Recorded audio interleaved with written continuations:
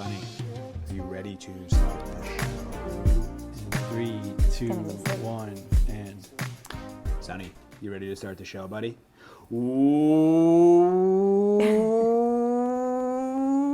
What's up, Pack? Steve Del Savio here with the Ask the Pack Leader Show. I'm here with my man, Sonny Boy. This is Sonny. We got Jamie and Adam here. We are... What episode are we on now? 14? 15? We're on 15. 15. Holy shit. And Happy New Year, everyone. Oh, yeah. Yes, Is it the Happy first New one of the Year. year? Yeah, first one of 2021. We released one on New Year's Day, Uh-huh. but this is the first one after the New Year, we can Nice. say.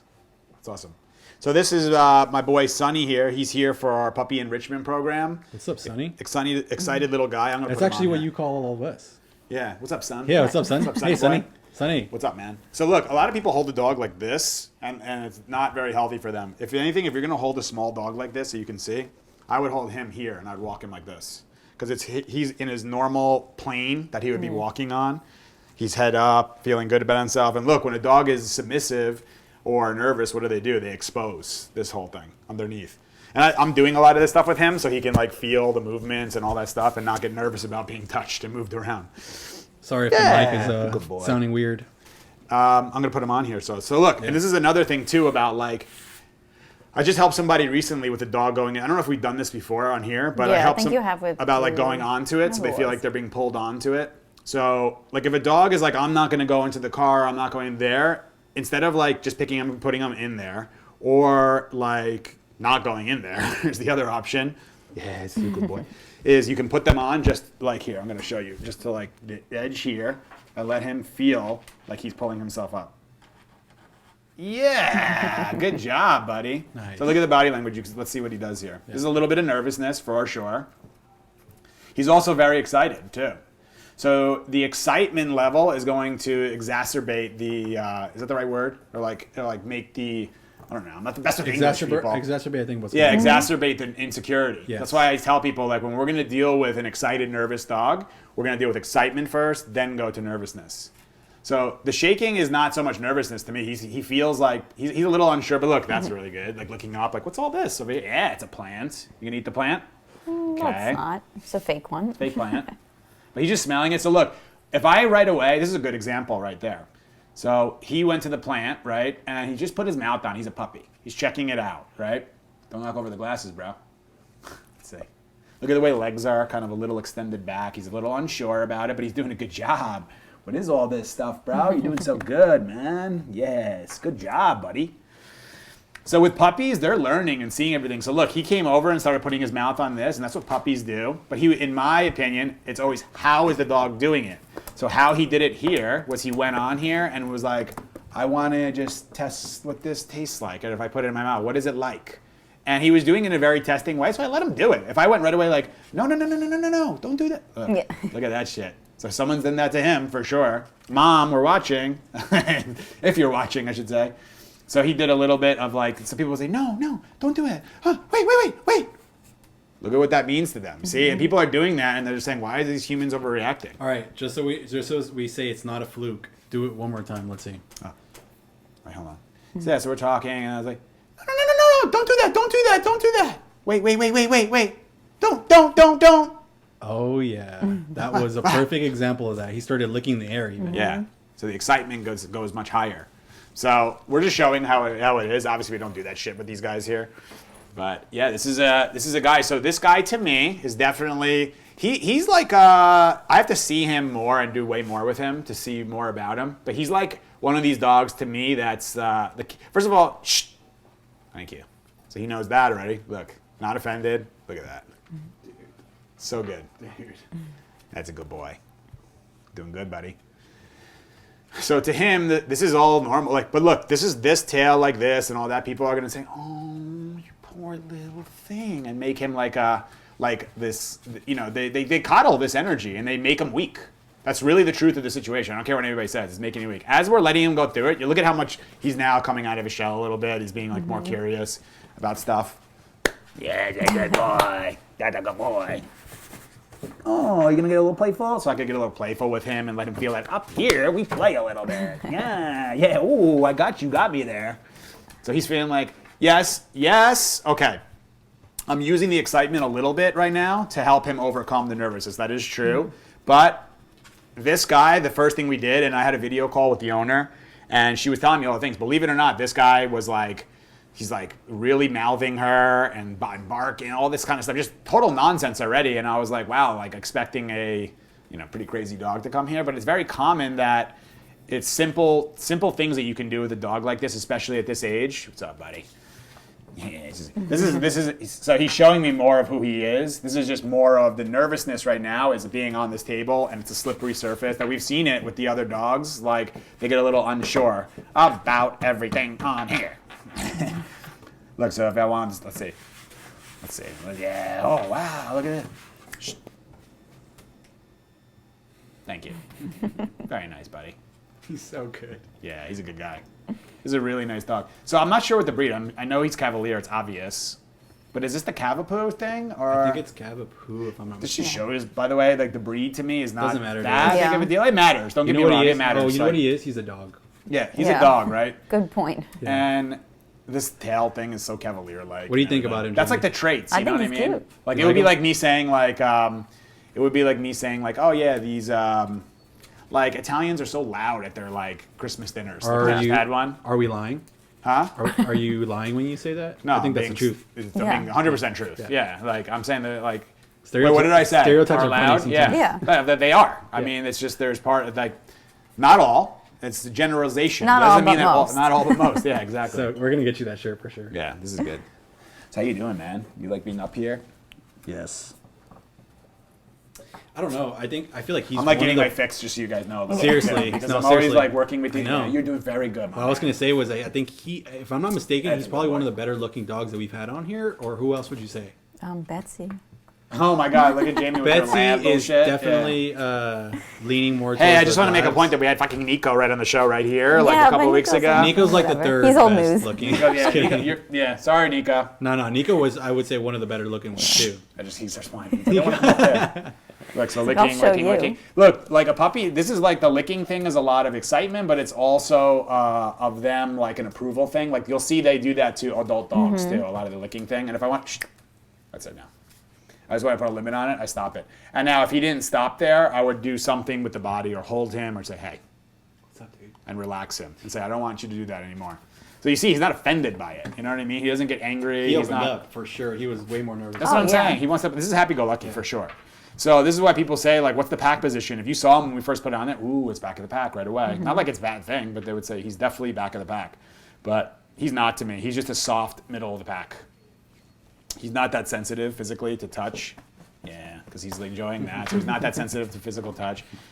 I can see him being slightly emotionally sensitive, like slightly. What I mean by that is like if I said like no to him, well, a little bit too firm, he might get overwhelmed by it. Right. Like, look at the tail coming out now and all that.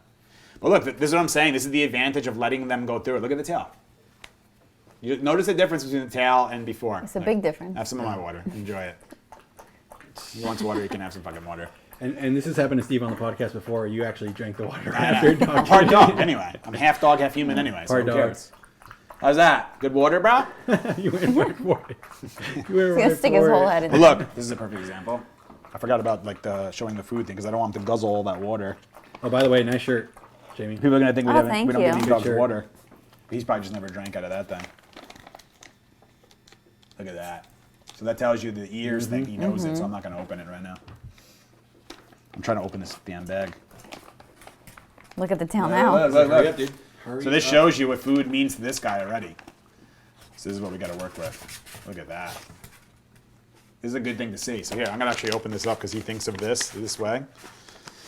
I'll show you what I do with this. It's open. Look at the.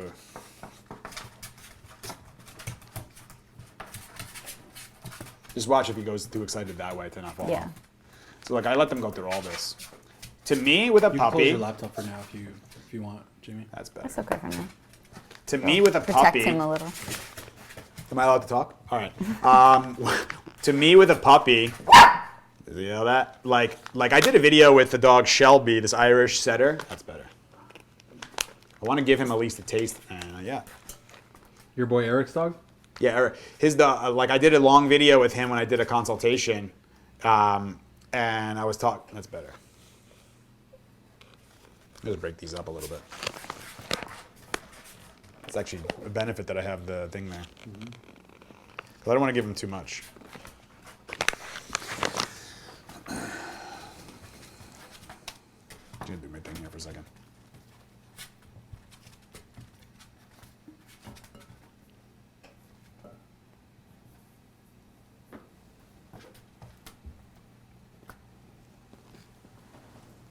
So the first time I gave it to him, I'm giving him a little bit of intel. He's not totally calm, just so you guys know. But this is puppy, so him getting crazy. He started barking. He's all over my shit. I can bring the nose back in. He's all over me. He's wanting, look at all this. Give me the, Better. Very nice. A little bit came down. Right, you're going to see him start picking this up way quicker now. So what I'm doing here, so I can explain to you guys. Nose engaged, so the nose. That tells, the eyes follow. He's got food. The ears are on too, paying attention to what's going on. Yes.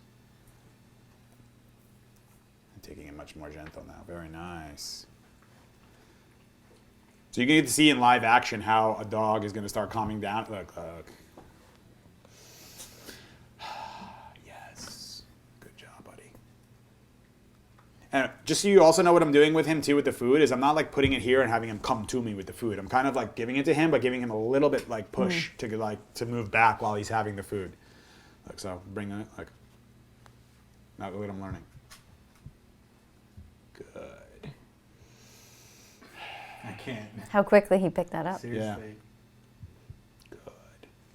I'm honestly like. He's giving me like a little bit of eye contact right there, which is awesome. Very nice. And I'm also right there pinching it a little bit and letting him lick it out of my hand, so he's not just picking it out.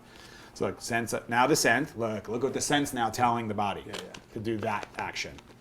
Look, and now I'm making a noise. Like the noise is the thing. So now I'm going to start doing a noise thing, desensitizing him to the noise a little bit.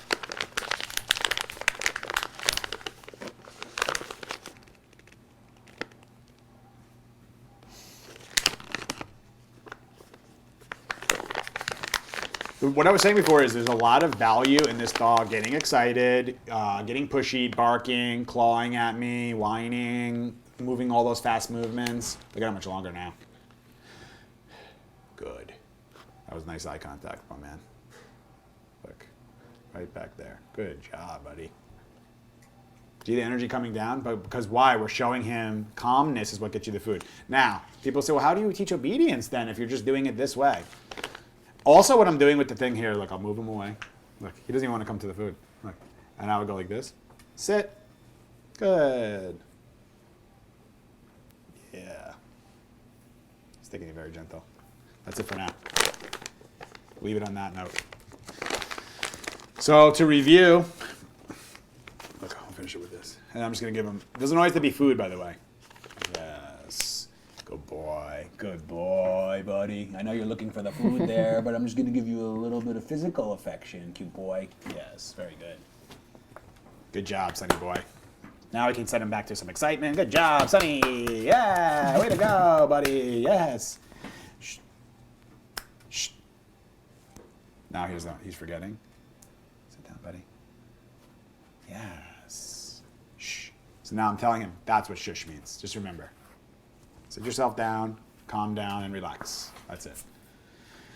So this is, again, it's like the individuality of a dog. So what do you do with Cavalier, whatever the hell he is? Show me who he is. Because I can definitely have a front of the pack one on here who's like, give me that damn food, or like is super pushy about it. Or I can have an insecure one who's like, I don't really even want your food. Or there's so many factors within this actual breed. This is nice. So look at the energy. So I'll pet that energy.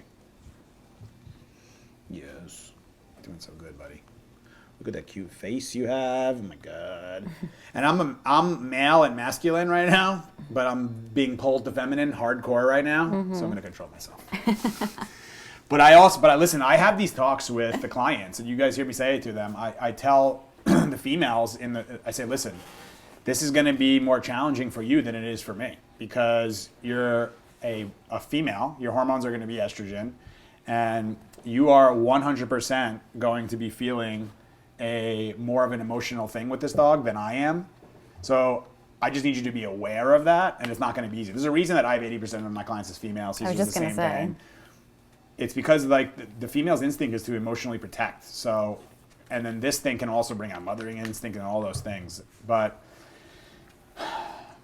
babying you is not a good thing, and treating you like you're like a human baby, because look, if I want to say, hey,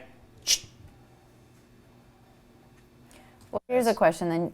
Do you see a difference in women who have kids as opposed to women who don't have kids? good question. And how they treat their dogs? Like studied that or really like paid that much attention to that.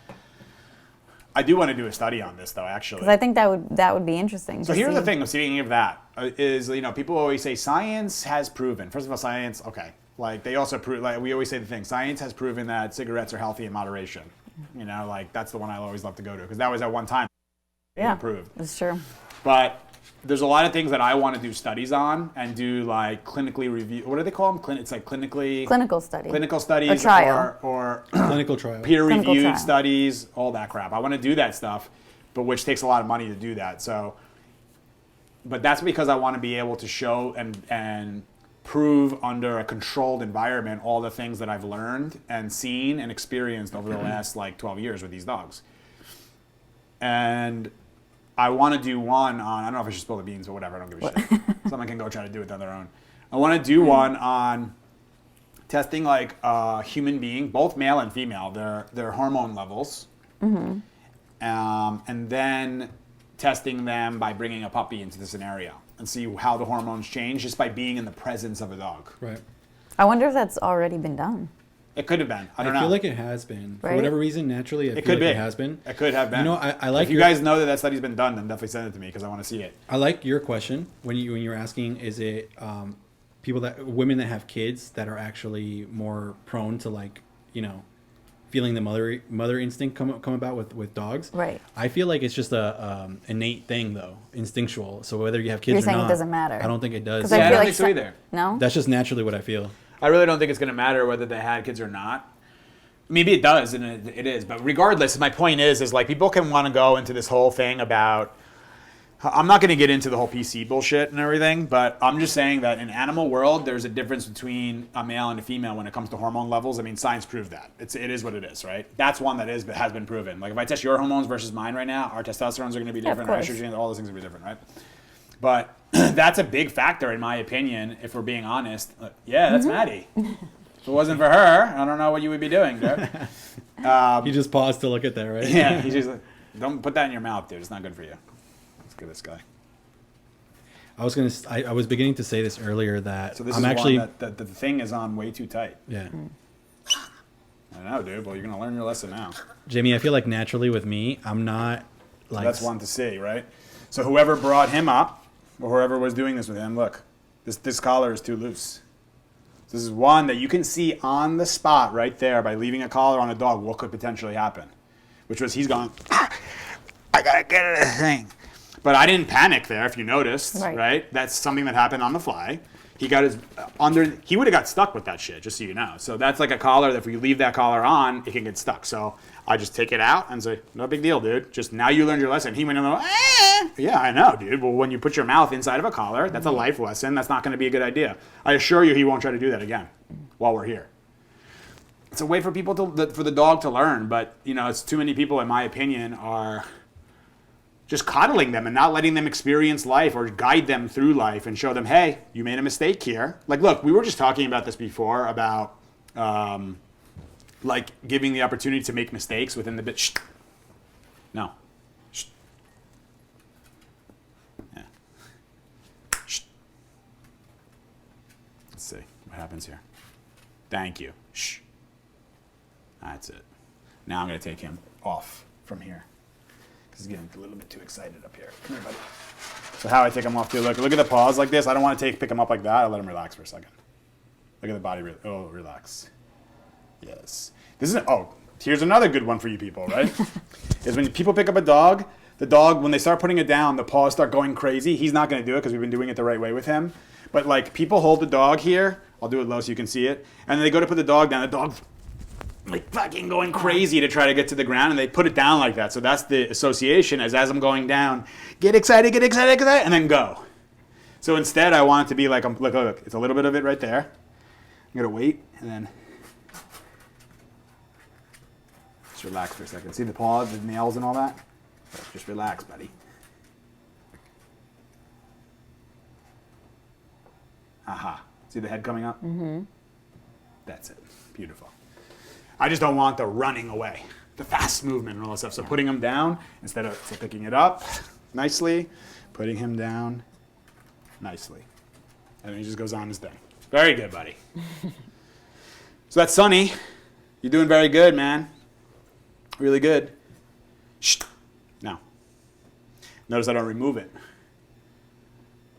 If I wanted to, I could grab some food. Look, I could just act like I have food.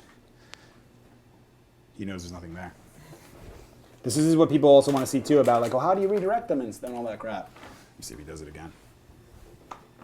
Sorry, these treats just spilled all over the floor. Okay. I want to see if he starts. He's got an excitement thing with food. So this is good. This is good intel for me to see because I'm now, the trainers are going to be getting the intel of like, hey, I want you to work more food with him. That's it. And it's ongoing. Like this guy came in super, super excited. Everything was like this, like, yeah, that's you. That's what you sound like, bro. So everything was like super, but this is the dog who comes to us when he's 3. He's got a lot of anxiety. He's really crazy. He's nuts. He's like, whines all day long. He barks in his kennel. Look at him looking down right now. Yeah, I know. Yeah, you, dude. Yeah, bro. Did you guys see all this? But I've been really like thoroughly enjoying the puppy enrichment thing so much, only because it's like the prevention. It's prior to major. You can see the issues forming when the dogs are coming already at 3 months. Right. Yeah. You can see it. So even 1 month with a human who doesn't totally know, it's not their fault. People just don't know. And this information is not out there enough, which is why we give away so much free content. Like, that's what I wanted. I want to see if he goes back to chewing on the thing.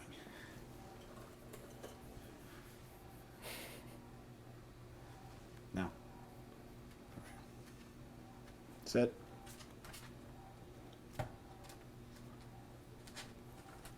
Sit. That's awesome. Sit. Good. Oh boy, give you a little piece of it actually. Too much for you. It's here, dude. You see what I'm saying? That's a great moment right there too, is that the mind is so excited that the eyes are, where's the food? Where's the food? Where's the food? Kind of thing. There you go. Backing him up. Where's the food? Where's the food? Where's the food? Where's the food? It's like, dude, just slow down and use your nose. You'll find it in 1 second. In a millisecond.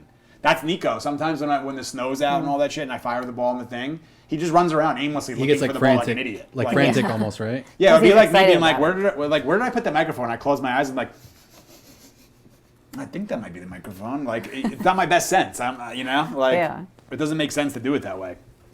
But that helps them. This is what I'm saying is, and another thing is humans aren't engaging the nose.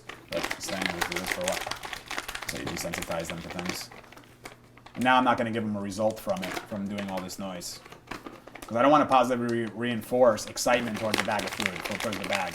So look, if you guys have an issue where your dog, this goes into also, let's just say your dog, you pick up the leash and he goes fucking buck wild because you picked up the leash, or you make the crinkling noise with the food thing and your dog does this crap. You just do this. Do this for a little bit.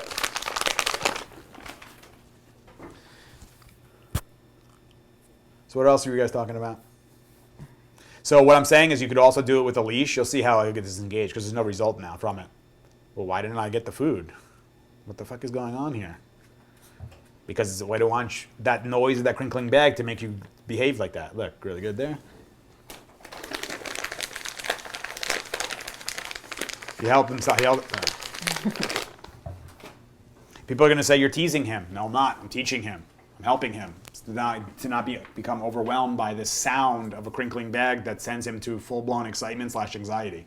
So same thing with the leash. Your dog goes crazy at the door. Walk over to the thing. Pick up the leash. Your dog starts going wild. Put the leash back on and calmly walk away and ignore him. And he's going to say, what the fuck is happening? And what that's going to do is going to make that neurological pathway of when I see that human going towards leash, I go crazy and the leash goes on. All of a sudden it starts confusing that pathway. It's like, wait, what? They picked up the leash and then I didn't walk and I didn't get the food. I'm so confused now. Yeah, I know. It's not going to happen every single time like that. You know? That's the thing where people say, when we go to someone's house and they're like, oh, just don't say, when I say W-A-L-K. Yeah, when they spell it out. I love that. And you know what the best part is? When I get the clients who they say, we can't even spell it anymore. Yeah. Because now they know W-A-L-K means walk. You know, they know that they're putting the association to it. So That's yeah. one that a lot of people have trouble with. Yeah. All right, Sonny, did you have a good time, bro? You were very good on here. Yeah, you did very good, buddy. Very good. Yeah, that's a nice boy. What I was Thanks for gonna, having us I was on. going to say What's going earlier on, I mean? is that I'm You're a usually cute pretty good boy. about the cuteness aspect of the dogs, and it doesn't faze me. But this dog, I don't know why. But look at like I'm going longer with this because he's calm, and look at I'm giving calm affection. I want my touch to a dog to mean calmness in most contexts, unless I'm doing agility or playing and all that. But they know obviously when you're playing. Here, as I just want him. I don't know if the camera can see, but here I just want him to just feel like this feels good. His guy's touch represents calmness. Let's just say he started getting really excited right now, then I would stop because I don't want it to mean look, he's actually falling asleep. Face him towards your camera a little bit. This one. Yeah, you can see his face a little more there. Yeah. Good night. Does that feel good? Okay, buddy. And I'm gonna let that be his last experience on here. Can someone grab Sonny for me? Hello? Yes. Oh, you should come in. Yeah, thank you. Okay. Perfect. Not too quiet now. Yeah. This is Daniela, everyone. Superman? Daniela, you're going to see yourself on the podcast. Oh. Yeah. But see how she holds? Low. You want it to be like that, not up and exposing the stomach and all that. She was listening. Yep. Exactly. Thank you. Thanks, Daniela. Thank you. So yeah, that's another puppy bringing on. I know we probably went a little long on that, but he was good. He gave us okay, a lot that of was really different things good. too, like Learning a lot of the, like things. touching this, the collar, the food, the excitement, the tail down, like all those things are all going through my mind. It's like, oh, this happens, this, if we do this, if we do that, how can we engage the nose? How can we teach the excitement about the food, the crinkling of the bag? A lot the of leash things thing. just happen there. There's so many things. That's what I'm saying. Like that people just skip by that in puppyhood. And they're just like, yeah, whatever. Like he'll grow out of it. Not always. And if he doesn't, you're fucked. That's the truth. And then you're calling me saying, how much does it cost to do behavior modification for a red zone anxiety dog? I'm like, fuck. I hope you've been saving because it's gonna take a long ass time for that. Or my dog is terrified of everything on earth, and now we're starting to deal with it at 3-4 years old. Good luck. I mean, you can. Don't get me wrong. If you have a dog like that and you're in that situation, it can be done. It's just a lot. The truth is, it's just a lot more work than if you have a puppy. Right. A lot more work. That's like to me like the blank canvas. It's like, ooh, we're like drawing with a pencil right now. And then that's a great analogy I just thought of actually. Thank What's you, that? by the way. Say it If I don't again. toot my own horn as You usual. do have a lot of good ones. Is like it's like you have a blank canvas, and from 0 to 8 months is like you're drawing with a pencil, where you can erase some things and move things over and like do that kind of stuff. And then once 8 months hit, like it's almost like you snap your fingers and that all the pencil marks and all that stuff turns to like ink. Pen. Yeah. And now you're trying That's a to be good like, one. damn, how I do like we that like? one. Yeah, that's a good How do one. we like change this? It's gonna you can. We got to get white out. We got to change these things. There's a lot of shit we have gonna to take a do little now. time. This might not look as good, by the way. Now, give me Yeah. a title for that video. Oh yeah. Give me a title for that one. This is we're live producing here. You see this? The title for the pencil versus pen. Yeah. Yeah. I don't know. It's a good one. Yeah. Like Any we thoughts, can even Jamie? call it like the pencil. Any thoughts? I have some things working in here, but Magic eraser. Yeah, something I don't know. we'll think of something Yeah, good. that's our producing, by the way. But that's true too. There's times where we're like we'll be thinking of something, and I'll just like not be able to think of it in the moment. Yeah, me too. And I'll be like, let's come back to that later. Yeah. And all of a sudden, like I'll be like, or whoever we think of it. And it's like, Yeah. oh, that's Well, normally, I mean, I make the video, so I'll probably come up with that title. Yeah. But sometimes it's good to ask you, even right now, during while you're. Or figuring sometimes it you'll out. make the title and it's like right there, and I'll be like, yeah, but just change that word to this. Yeah. Like, oh, fuck, that's a You've good done one. that with me too. Yeah. Like Yeah. we've Yeah. changed titles. It's very All right. very helpful. So what are we doing now? Questions? Yeah, I put together a couple questions. Oh shit, from It's you? Yeah, like I have a couple. We actually Should we do- be nervous? Not at all, unless you have anything to hide. But Shit. no, All I'm right, just I got a client Yeah, session. I think Cassie needs me. and cuts. Yeah. No, we will be answering dog questions as well, but very easy, Fuck, I very gotta easy think of questions. Because it's not. I don't think There's he vodka. didn't drink out of mine. There's Yeah. vodka in that This bottle, is, this is 100% vodka. and he's getting nervous with my questions. I actually didn't show drunk. you guys on purpose so that you guys didn't have to Time to prepare. What do you guys think of this logo too? No. Take a look at that. I like that Steve's a lot. deflecting. Huh? Yeah, Steve's really deflecting. deflecting. What do you guys think about the weather next week? It's going to be good, right? We had snow the other day. We set Yep. up the rink in the back. No, So yesterday, what I did was yeah, I like that logo. I like that. I love Tell me this. what you guys think about it though, because I think it's cool as hell. It just like it brings it. like a little bit of a rustic-ish kind of Yes. vibe to it, which I really like. I love this logo, and we actually big have maniac's face in the middle, which is the best. we have a. Oh, you didn't do your show and tell. Oh no, we Which do one? have to do that. We have to do Maddie's both. picture- Maddie and Jake. Jamie, do you mind going and grabbing those Them? pictures real quick? I'll get them. Would she be able to grab the other thing from your bedroom? Yeah. Which thing? Yeah, can you grab the thing? Oh. I had don't to know if I have say it. enough I had to say it hands. low, so If that. Cassie doesn't see you, she might stab you if you try to Oh, take that thing. I don't Yeah. want to. I don't think I want to be responsible for that one. So I was going to say, if we have time, I'm going to show you guys a couple of logos that we're thinking about. The one that you see here on the screen is definitely going to be a shirt. So yeah, so stay tuned for that. Yeah. I'm going to be showing some logos potentially for some t-shirt ideas. We want your guys' input on them. Nice. But this one is going to be a good one. You're not gonna get the other one? Well, I don't have enough hands. We'll do the other one next week. No, go get it. You want that Go one get too? it. We actually were supposed to show it a while ago. So I'll show Yeah. these now. Yeah. So these are two that Jamie got for she brought it yesterday, I think. What's today? Tuesday? Wednesday? Yeah, she brought it yesterday. Whatever that one is. Yesterday she brought and she said, "Oh, I have a surprise for you." So first is Jake. Have we had Jake on the show? Yeah, we've had Jake on. So this is Jake. Should they made? Look at this freaking painting thing. Is it good? But tilt forward. Yeah, perfect. This is Jakey boy. Perfect. Good looking Who- dude. Yeah, Jake's a good boy. He's our 10-year-old who. That's how me and Cassie met, was by rehabbing this guy with all of his in quote dog aggression shit. That the trainers said that he was. Just put it behind your back when you come up. The trainer school said that he was aggressive and he couldn't be with other dogs and he was all this. I had him with, and then here's the second one. I had him. This girl helped me with him in 2 seconds. Of course, you guys all know who this is. This is like a young version of Maddie. It looks like too. It's not though. That picture is. I know, but it looks like when she was an adolescent. It looked like she was like 8 months, 10 months, a year, or something like that. Really good. So then my girl here helped me, obviously rehab thousands of dogs, but specifically helped me with Jake.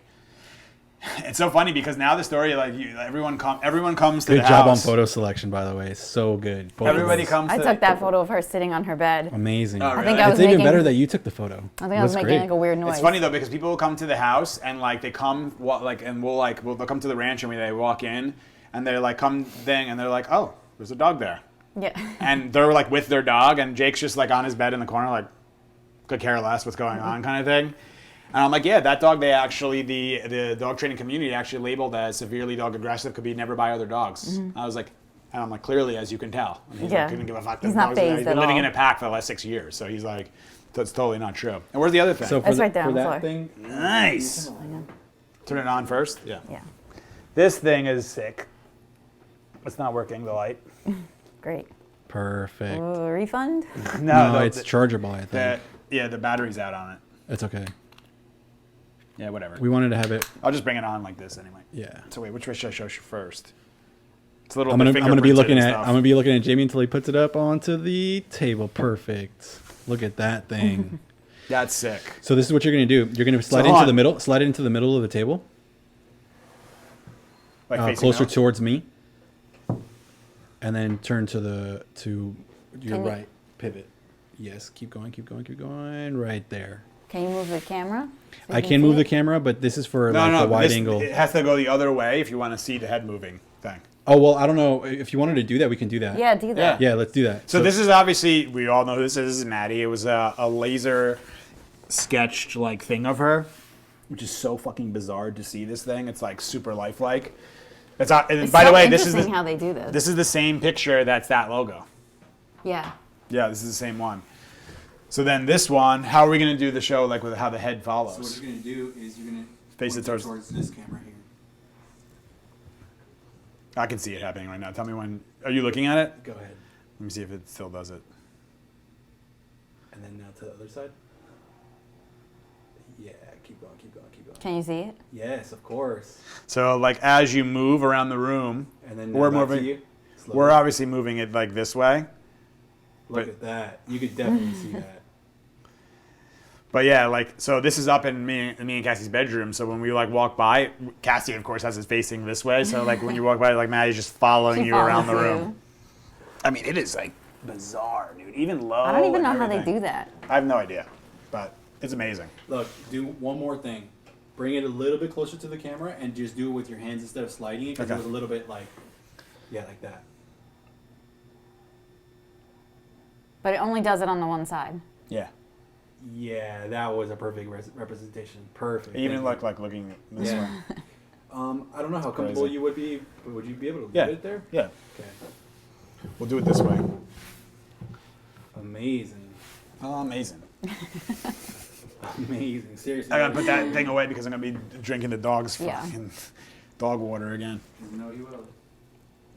It's got a little bit of fingerprints on it because Jamie was okay. probably eating like a God knows what before grabbing that thing. No, because I'm terrified to drop it. Gripping it like this Yeah. and shit. My hands are sweating. Can you see all of Jamie's fingerprints on there or no? It's Let probably me see if I mine can zoom too. in. No, I can't. No. Okay. That's awesome. Super cool, that thing. I'd like to get another one to like put for the show too. Yeah, Yeah, I would love that. that would be good right there. Okay, so show and tell. So what's next? This is, by the way, how my mind goes. I'm like, all right, I'm done with that now. What are we Yeah. doing now? Tell me about it. What's the next thing? All right, so we we're were talking about avoiding this. the hell out of Oh, these yeah, your questions. Oh yeah, your by the way. questions. Go ahead. What are your questions? I even forgot about Avoiding that. the hell out of the questions. They better be good questions. No, they're really lame. Okay, good. Well, we'll tell you if they are. I barely want to ask them. All right. I'm going to actually put them onto the TV. Okay, let's see. Jamie, read it. What is the biggest lesson learned in 2020? I think that's a good question. That's a good one. It's a deep question. There's a lot of fucking Very shit deep. that happened Very, in very 2020. Yeah, These I'll questions are say. deep questions. I'm a kind of a deep guy. So I'll go into like you want me to go first? Sure. I would say for me, like Can't contain I yourself. mean, there's so many. I was going different to tell things. Jamie to go first, but Okay, you want to go first? No, it's fine. no, but so you're many ready to go. different You can go.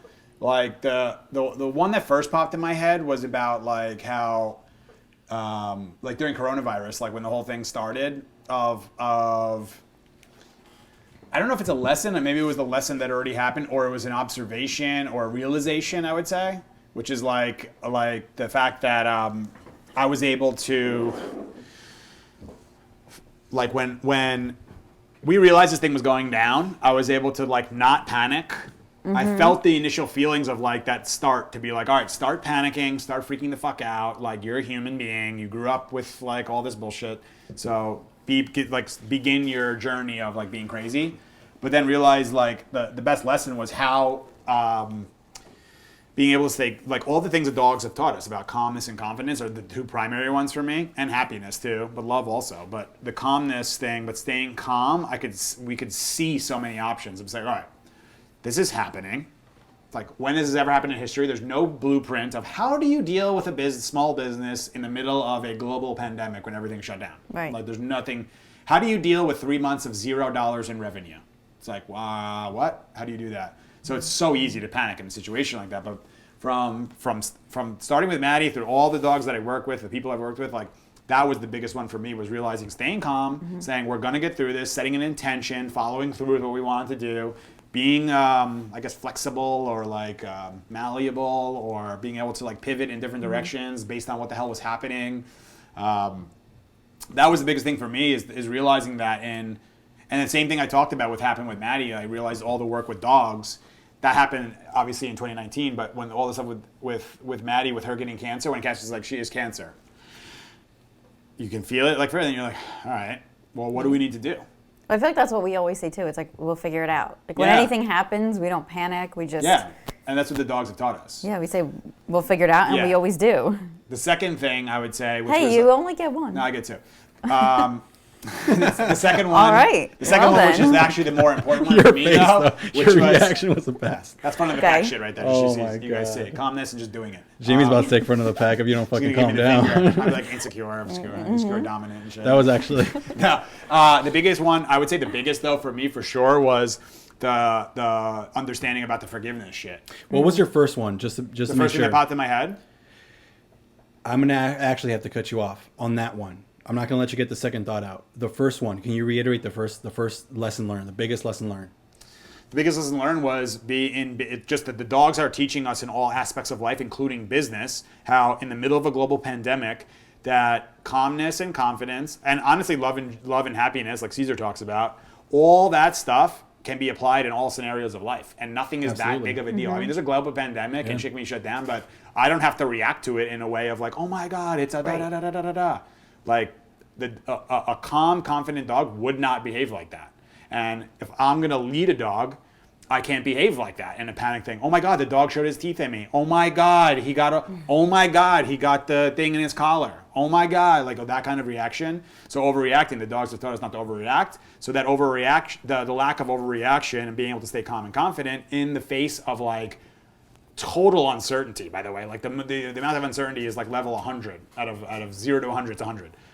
Will your business stay in operation? What are you gonna do with all your employees? What's going to happen to all the dogs? Are you going to be able to afford this house that you just fucking moved into? Like, you know what I mean? Like all those things, but being able to stay calm, and I tell people this, the same thing, like on a walk, like when you're calm, you can see many options. Like people are walking, they walk down the street and they're like, oh, a dog's coming, and they freeze and the whole world gets closed and they have nowhere to go. They have nothing they can do. And then all of a sudden they're in a fucked up situation. Whereas like, if you stay calm, you could have looked and just said, oh, here comes a dog.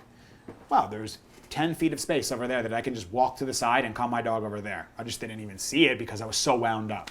So just to summarize, it's calmness. Calmness through everything. Calmness, I would say, is the number one, the biggest thing. I don't want you to go to the second one because there's a reason for that. Okay. Jamie.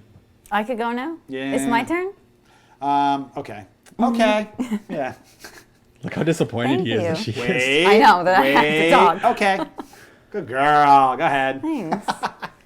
People are going to hate you for that. So what's the biggest lesson you learned in 2020? I would say Your boss is an asshole? Well, yeah, but I learned that back in 2017, not 2020. That's true.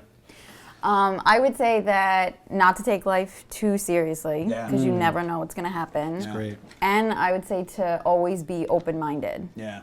Because if you're not open-minded, then you can't grow. And I think this was a huge year for growth. Big time. For all of us. Myself, like, I know for all of us us here. Maybe the not business the whole world, and but personally. Yeah, I would agree. That's also, I like the open-mindedness. That's open-mindedness. People always ask me too, like, so what do you think? Like we had a client come yesterday about a dog. Like, is this possible to do this with this dog? They're convinced the dog's like no chance. I said it all depends on I literally said this. Like, all depends on your commitment and your open-mindedness. Also, their awareness and accountability. Like those are the two huge ones. But are they open-minded enough? You know, like to see like, could I actually be fucking this dog up? Could it be? But people are in that thing of like, it can't be, therefore it's not. Right. Like I couldn't be wrong. There's nothing Another on there. shirt. Yeah. It's like the dog is the issue. I can't be, therefore it's not. Mm-hmm. Yeah. It's like the dog is the issue. It's not me. Like I'm Right. busy. I got a lifestyle. I got all these things going on. It's like, fuck, your ego's so big that you can't even be open-minded. Yeah. Damn, I don't know if I can help you, to be honest. And that's what I really think about when I get some certain clients.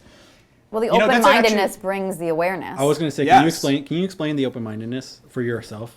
Yeah. For myself? Yeah. Yeah, well, I think going back to business too, if we're not open-minded, I think a lot of ideas and ways that were able to get through 2020 were possible. Like if we were very closed-minded and we're like, no, we can only do it this way. Yeah. You know, like. I remember being in businesses like that. That Right, were the very business was shut closed-minded. down. And it's the same. Well, this is a notorious one that people would say.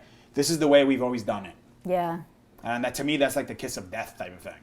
That like, if you're saying this is what we always done, yeah, if it's effective and it's working, keep it going. But now when if you're not open-minded enough to look at shit, this shit ain't fucking working as we thought it was going to work. Mm-hmm.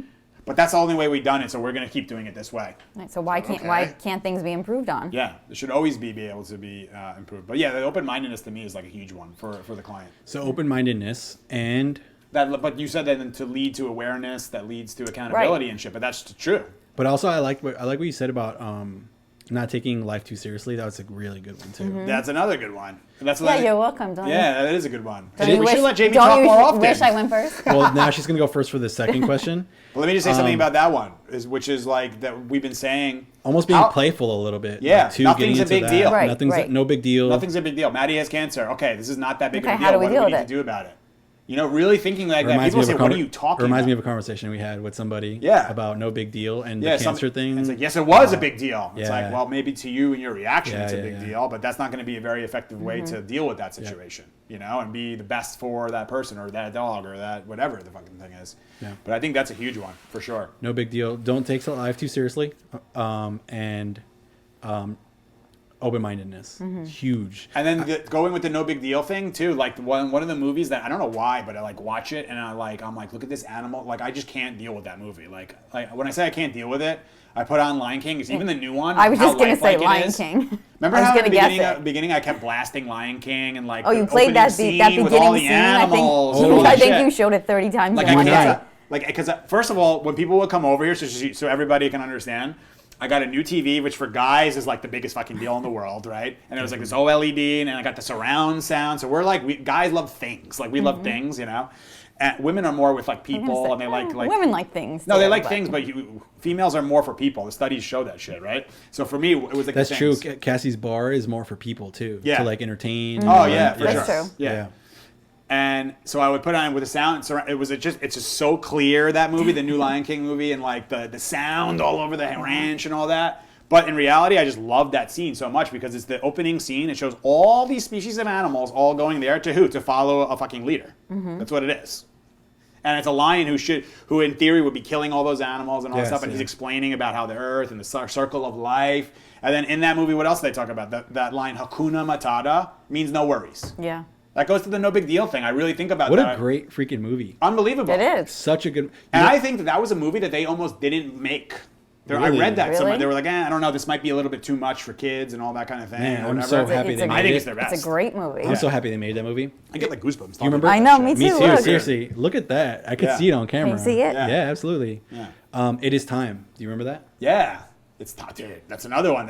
We had a conversation during the pandemic. Holy shit, this is crazy shit. And that shit reminds you of Maddie. Now we're gonna have to watch it again. I know. Let's please. No, but it's like it reminds you of Maddie a lot. That whole thing. Like I don't know why, but just like what she taught me, like Mufasa and the fucking Simba and the what's the Rafiki thing, the monkey, whatever the hell he is. Like all that stuff just reminds me of like what we're doing. It's just like an analogy for like what's been going on, and it's really like to me like almost like this is what life is about. Like don't worry about shit. There's nothing that big of a deal to be worried about. Can you imagine Maddie in that movie? You just answered my thing. She was trying to control everybody. Be like, no, Mufasa, you're not allowed to do that. Don't come on the rock like that. I don't like that. Actually, we think alike here because we are learning similar things and we're going through similar like growth processes here. Yeah. I think for me, for this question would be a mixture of everything that you guys said. Being open-minded, don't take life too seriously. I'll add on my end, be more playful into that one. Mm-hmm. What was yours again? I don't even remember. I had two of them. Oh, staying calm. Staying calm is a big one. And I'm going to add, for me, too, no big deal. Yeah. Like, maybe I can say this line, too. Like, this too shall pass. Yeah. Like, for me, that was the biggest lesson learned for 2020. Because this all culminates into living in the moment. Yeah. But you can live in the moment, overreact, and all that kind of shit. Or you can just live in the moment and say, this is what it is. This is what it is right now. I'm going to surrender to what is and then deal with what is. And like, what do I need to do? Another one. Go. Did I say my second one? I don't even remember. No, I cut you off. I don't know, but I cut you off on purpose. One, so. Yeah. Shit, now I just lost it. No, you got it. That things happen for us and not to us. Yeah, that's a good one. That's a Tony Robbins. Damn, dropping quotes over here. Tony Robbins is a great one. See what happens when you let me talk? Life happening for you, not to you. I love this, and I love what you guys all said, but I also like the questions that prompt that. And I'm not tooting my own horn here, but these questions are perfect for that. You're gonna want to answer this one, the second one. You're gonna want to answer it right away. But to me, this coronavirus, Maddie coming into my life, the coronavirus, the pandemic, like moving to this rant, all these things, it was life happening for us, not to you. Because I could have said like, look, I could have been the victim, right? And said like, of course this was happened to you. You make all this investment and all this stuff, and now the economy shuts down. You see what happens? I could run into victim mode, poor me, fucking all that thing. Useless. It's just wave the white flag. You're done at that point. Or it said like, what? But instead being open-minded, like we talked about, living in the moment, being calm, and saying, what is happening for me right? What opportunities are now? Well, I have some time to actually get some structure, to get things in place, to not be overwhelmed at this new place, the million moving parts. Now there's only 992,000 moving parts instead of a million, you know what I mean? But like, it was able to get to really, that to me was like another part of it, of like being able to actually, that this whole situation happened for us. 'Cause I don't know if like all the things that happened this year would have happened if it wasn't for Without this pandemic. that. Right. I agree. I agree too. Yeah. I love your guys' answers, man. Yeah. This was amazing. I really do like What's that. next? Jamie, take it away. Okay. How important is forgiveness? Oh, yeah. 'Cause that's I why I was cut about you to off. say that That's shit. why I cut you off. So Yeah. Jamie, go ahead. I would say forgiveness is everything. I mean, really, it's Energy is everything, first of all. Well, Okay, forgiveness is according second Steve. to everything. Okay, it's second. Forgiveness gets you to for your energy to be everything. For sure. Yeah. So it could be like, yeah, I agree. Forgiveness So is huge. tell us, elaborate anything that you would like to share on forgiveness. I would say being able to forgive kind of just resets you, I think. Being Unlocks. able to unlock, reset, Release. causes you to not hold on to anything, any Yeah. anger, any tension, and it Yeah. just it kind of just sets you free. It's a huge one. Really. I think that was, I was going to say, that's probably the biggest one for me, was the forgiveness thing. I knew that you were going to say that. That's why I said I knew my question's coming up. So I was Yeah. like, let's just pause and Yeah. hold it for this one. We learned the forgiveness thing through Steven, to be Right. honest. We learned from you, bro, and Yeah. we really, really appreciate that. I 'Cause that's- forgive you for taking that long to understand. Oh my God, it's life changing. Took us Literally. a while, really but is. we It got really there. is. Yeah. It really is, because I remember even with Cassie, when we first started dating, I was talking to her about forgiveness. And for the longest time, even for me, I was like, fuck that forgiveness thing. I'm not letting that person off the hook. Like, if I see them, I might punch them in the face, actually. Like, for them doing, like, that's really what Right. my mentality was.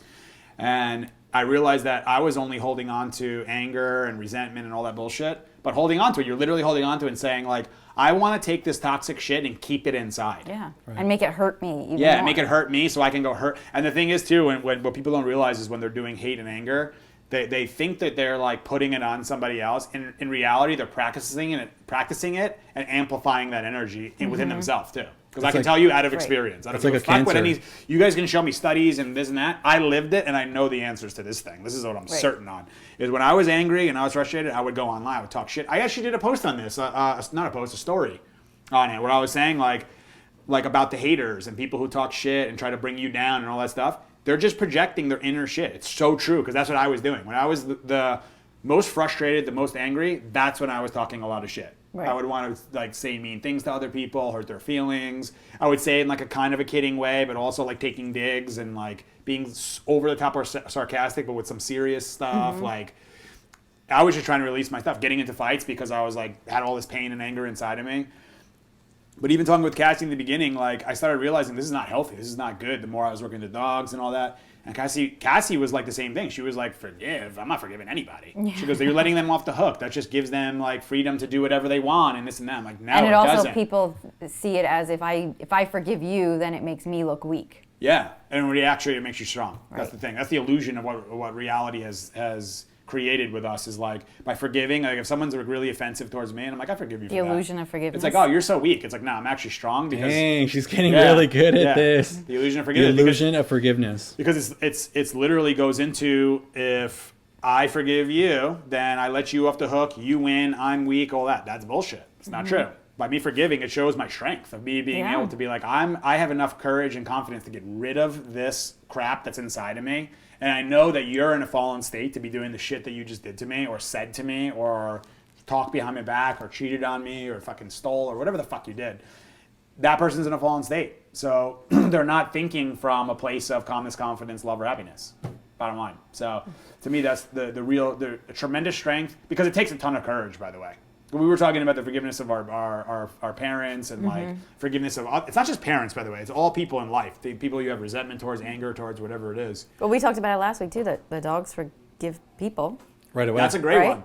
John brought that Immediately, up. too. Yeah, John brought that up about forgiveness, about like a dog will forgive you in like 2 seconds. It's Right. like, Yeah. damn, like what another lesson they teach us. Right. I We really learn think so that they're much. like the answer. Yeah. And I got into this crazy thing in my mind the other day, like as usual. But I was like, look at how like the word dog reversed is God. And I was like, seriously. Like, so is this like, our dogs really like God? And they're like showing us, or a representation of God, like saying, yo, this is how you need to behave. This is the example. Right. The dog's being all fucked up, it's just a representation of you being fucked up, or Right. society being fucked up, or humans being fucked up. So and who said it? Who said the quote? Damn. It's like the something of a nation can be seen how they view animals or whatever. How they it is. treat their animals. How they treat their. I forget who said that. Damn. Interesting. I'm thinking in my head it's Gandhi. It could be. I don't know. It could Hey be. Siri. Yeah, I know. Fucking look, she answered. I know. I've been doing that all week. Ask her. What was the question? Like, what was the I don't know. It's gonna be hard to answer. She's not gonna know. Yeah, whatever. We'll find you guys. You'll know what it is. We'll post it in the. That's a good one though. Like how you treat your animals says a lot about how you treat the and call God whatever you want. Like call God the universe. Call whatever. Like whatever your views are in religion and all that stuff. That's fine. But just know that in my opinion and in my experience, I really believe there's something that's bigger than what's in our like physical reality here. Like, did we really domesticate dogs because we somehow knew that they would help us? Yeah, or was that part of the plan? Okay, up above or wherever. Is it too simple for it to be that? Because as humans, we like to complicate things, right? So like it couldn't be just be that simple. But I feel like that's what it feels like sometimes when I'm saying like when I'm talking to the clients, I can see I have so much empathy, and I think I had to go through all the shit that I went through and empathy and compassion because I can see when people. And I'm not saying I'm perfect because I got plenty of work to do on myself still. But I can see where people are, and I'm like, so you're just not seeing this at all. You're blind right now. You're so stuck in your normal thing that you can't see the answer is right there. Right. This is the answer. Your dog is right there giving you the answers, and you're like, yeah, but anyway, I got work, and I got money to make, and I got I gotta go drinks, and I got plans, and I gotta run to the next thing. I need to buy the brand new clothes, and I gotta get the right car, and this and all this. I'm so angry at that person. Oh my God, you hear what he said, and all these things. The dog's just like sitting there, like, yeah, you're fucked up. You gotta get your shit together, And if you can't tell, you're fucking me up too. By the way, over here, That's really what it comes down to, and it sounds like a little harsh, but it's truth. I don't care. Like the truth, I do care. I say that a lot. What I mean by that is I don't care if people are offended by me saying that because I'm willing to offend people to actually help them. And what are you actually offending? They're being offended. I'm not offending. What are you actually offending when you say things to them? Well, it's not that it's offending. It's they're taking it as being offended, but you're actually hurting their ego, hurting their anxiety. That's where you're hurting that. So people will say, I don't want to say to that person that they're not doing well or this is happening or whatever it is. And I'm like, I remember being like that, and I still go through it at times. Sometimes I'm like, I want to avoid this conversation because... Yeah, because you don't want to hurt them, but you're actually doing... Right, because in human psychology, it's going to be... Look, we were talking about this yesterday. In human psychology, like bringing up the truth in the short term can create conflict, right? So if I say, hey, Jamie, I'm really noticing that you have a lot of anger going on these days.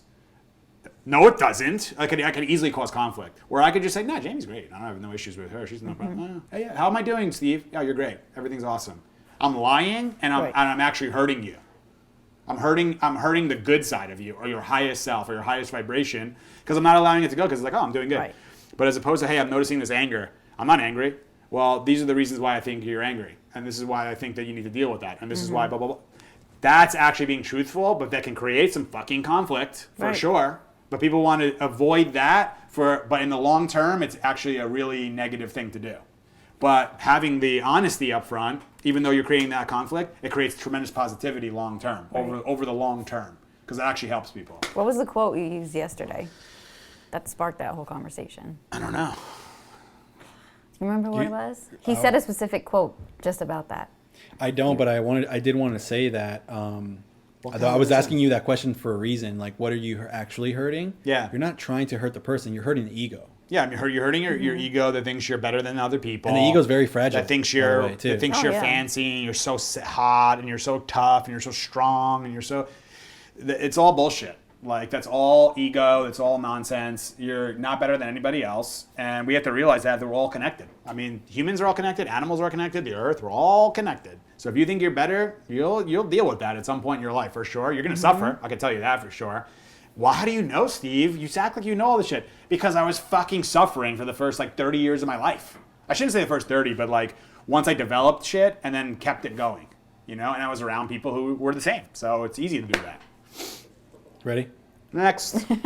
This is a really good question based off of what was happening to us yesterday. As a company, we were just going through a lot of, I don't want to say debate, but discussion of what's next. What do we want to really do? Yeah, going along with the pivoting. How do we focus on happiness more so and all that stuff? And Steven and I went out to the backyard and we were building our ice skating rink. Yeah. And we're getting that thing going. You guys will see that. I'm crazy. Oh, yeah. We're going to do I spent the drone footage over that thing. Because I wanted, we're going to skate on the rink. Absolutely.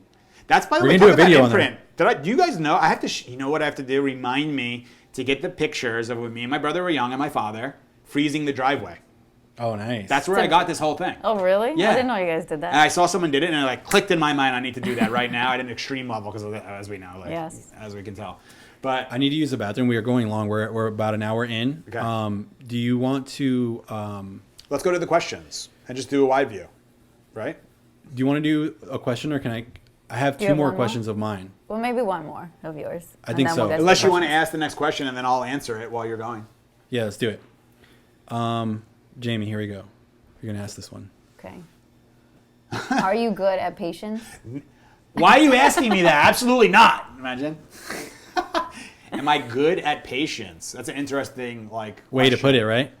Are you good at patience? Do you get good at it, or Can you be good at it? I think eventually you can be, but the reason why I was asking that is because I know the answer to that is Yeah. You're working on it. Yeah, you're actually patience. working for on sure. that.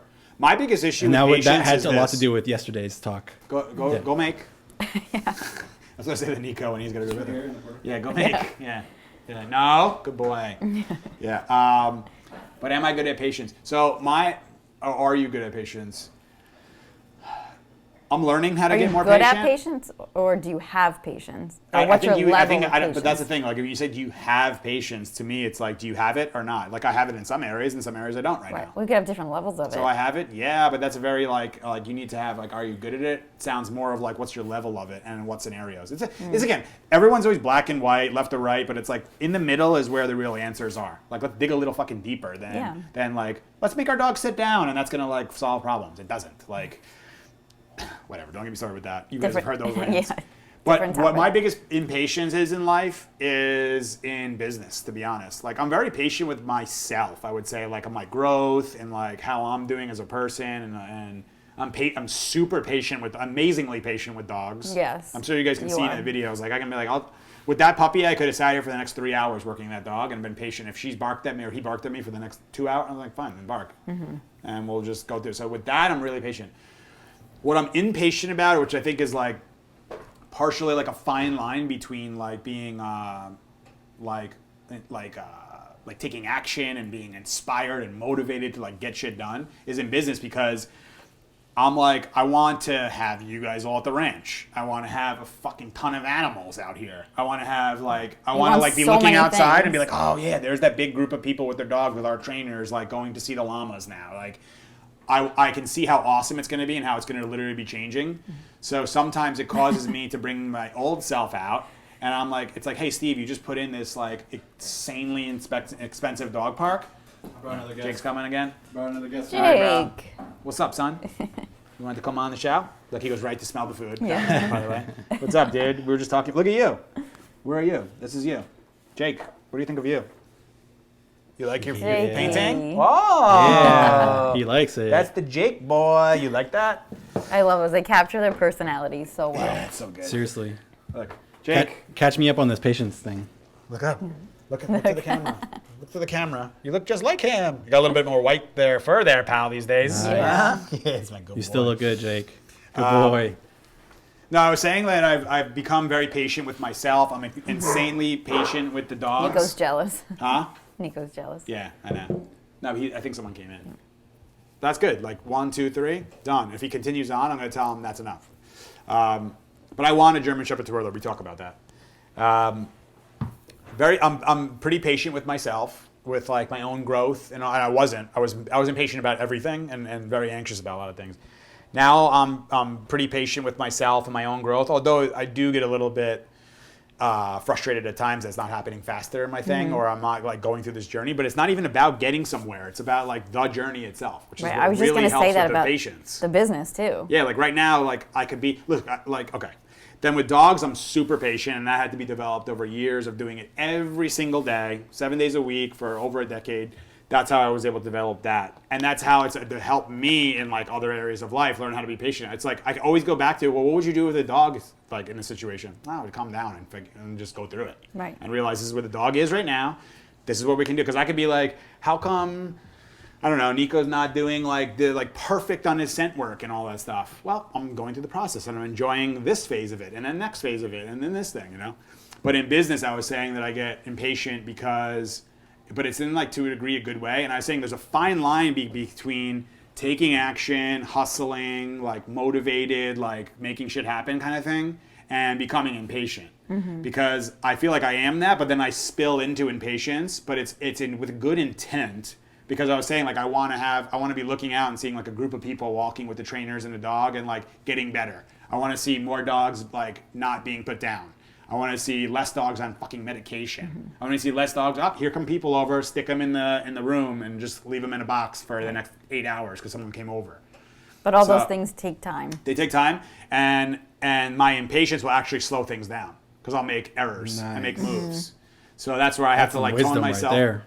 Yeah. So I have to. So the impatience wanting to happen quicker actually causes it to happen slower. Wow. Right. Because the same thing that happens to the dog. It's like, let's rush this dog. Don't rush him because you're going to take 3 steps back when you do that. Right. Or let's do 6 things at once and not really focus. That's a big thing that happens here, and that's like huge. I have an asset to myself of like that entrepreneurial creativity thing, but at the same time, that can get me all over the place. So let's do 19 projects at once. And we always talk about digging like a bunch of 4-foot holes instead of digging one like 100-foot hole and actually like completing it. So and actually reaching gold. And that's part of what we did. Like that's what we're doing now. Like I said, like, you know what? We're not taking on any new shit right now. We're not doing all these new programs and all this stuff. What we're doing is we're dealing with the internal. We're going to make sure our systems and protocols are on point. We're going to have major structure, like the dogs teach us. We're going to make sure all the stuff that our clients are getting, like, there's no slip-ups. There's nothing missed with them. And we're lucky enough that like sometimes we miss an email or like something happens or whatever it is, but our clients are overall happy with the results they're getting with the dogs and themselves and like how much we care, and they know that they can feel our intention. But there are, like, if, in full honesty, in any business, there's slip-ups. I remember Tony Robbins said, he goes to me, not to me, but he said to the Business Mastery Group, he goes, I own, I think he was like 20 businesses in like 13 different countries, and I have like 5,200 employees. What are the chances that somebody's fucking up right now? Yeah. He's like, 100%. That's a good one. He goes, there's always problems. It's just, you're going to be solving problems to create new problems to keep solving them. But that goes again to just living in the moment. So what are our problems right now? Let's prioritize them. Let's take care of the top things. And then all of a sudden, some big, hey, the van broke down. Oh shit, to the top of the list. The priority list has changed. Now let's deal with that, and then this, and then that. And then, but that's again going back to what we're talking about: staying calm, relaxing, being confident. We're going to accomplish this damn thing, and that's it. Did you get a chance to answer? No. No, I just talked my face off for an hour. He went because he's impatient. We'll let you answer. I just wanted to say one thing. The way that I worded this question was on purpose. Are you good at patience? Is like asking, are you good at meditating? Yeah. Right. It's on purpose that I asked it like that. Yeah. But obviously nobody's really good at patience and nobody's really good at meditating. It's the fact that you want to get better at it. You want to get better. Good compared to your old self. Your old self's patience level. Right. I'm better. But you understand it's a funny way of asking the question, right? That's why I asked it like that. It's because it's like, are you good at it? It's compared to something. It's got to be compared to another person. It's got to be compared to yourself. The question could have been, are you patient? Yeah. And then it could have been a yes or a no. That's the other thing I said is like this whole world is in left or right, black or white. It's like, but that's not where the answers are. The answers are really in the middle. And I live in the middle, literally. I'm the middle child. Yeah. Me too. Nice. So what is it? What's yours? I would say it's kind of obvious. I have to have patience because I'm on the side with you. Yes. I don't know how I should take that shit. Damn. God, if I didn't have patience, I would have been out the door. Yeah, exactly. No, there would have been a Jamie-shaped hole in the front door. But calmness too, because with all the craziness that I bring to this thing, like that, I'm sure like that's part of it too. Like, were you patient before this? Yes, but I'm definitely more patient now. Yeah. I would agree with that, man. It's like you have to learn how to be patient. I actually struggle with patience actually growing up. I always, what do I want? I want it now. You know what I mean? Yeah. And figuring out. I see that sheep video. Did you ever see that? Which one? Oh my God! Remind me for the next one. There's a video. Sheep? Not to throw you totally off subject, but there was one where the guy's in the thing with like a whole field, like a giant. I guess it's a flock of sheep or whatever. Is it a flock? Yeah. Probably not. Is I it? think so. Okay, and he goes, "What do you want?" I think it is. And they all go, "Wah." Oh yeah. When do you want it? Wah. Like the whole thing. Anyway, go ahead. So stupid. This is how his mind works. Like, I watched that video So years stupid. ago, and I laughed so fucking hard at this thing. We'll put it on. This is, by the way, our relationship. I'll be getting deep with something, and I'll be kind of going into like something deep, and he goes right to humor. Right into humor, and he's like, I'm uncomfortable right now. Happiness, bro. We gotta have fun. Anyway, go ahead. Let me calm down now, and be patient and hear you. You actually remind me to do that though, which I like, because I'll get deep with something, and you're like, hold on, don't take it too seriously. Right. That goes back to the other thing of like, nothing's a big deal. Let's not get too crazy serious. There's nothing that's so serious in life. You know? Right. Enjoy life. What were you saying? Sorry. No, honestly, I'm fine. Yeah. I was actually just going to say that I wasn't as patient before, and I learned how to be. Yeah. But I'm gonna get to my fourth one. But learning how, it's a process. This is, again, enjoy the moment, enjoy the process, enjoy the journey. My man Gary Vee talks about that shit all the time. I just watched a video he posted today, and they said, this is back in 2008, and they said, when did you realize that you made it? And he goes, I made it the moment I started doing what I wanted to do with my life. Like doing the career I wanted to do. And now I've made it because I'm enjoying the process. Right. And he goes, and it's all subjective. What does made it mean? And he goes, in 2008, 99.9% of people didn't know who the fuck I was. He goes, and right now, in 2021, a humongous majority of people, if I asked my dad, my dad would know. But if I asked like some random person, like, who's Gary Vee? They were like, I don't know who Gary Vee is. Right. Some guy, some business guy. There's a lot of people who are in business, who are in media, which is shocking to me, who are in media who don't know who that he is. It's like saying like, oh yeah, I work with dogs. Have you ever heard of the Dog Whisperer? Who's that? He's a Michael Jordan of it. Yeah, it's like, it's unbelievable what he's done. Like, and he did it on his own. Anyway, I feel like I made it just by getting out of comfort zone and moving out here. That's what it is. And doing what I'm actually wanting to do. Now, if I would have moved out here and I would have been working for something I don't want to be doing and stuff like that, I can't technically say that.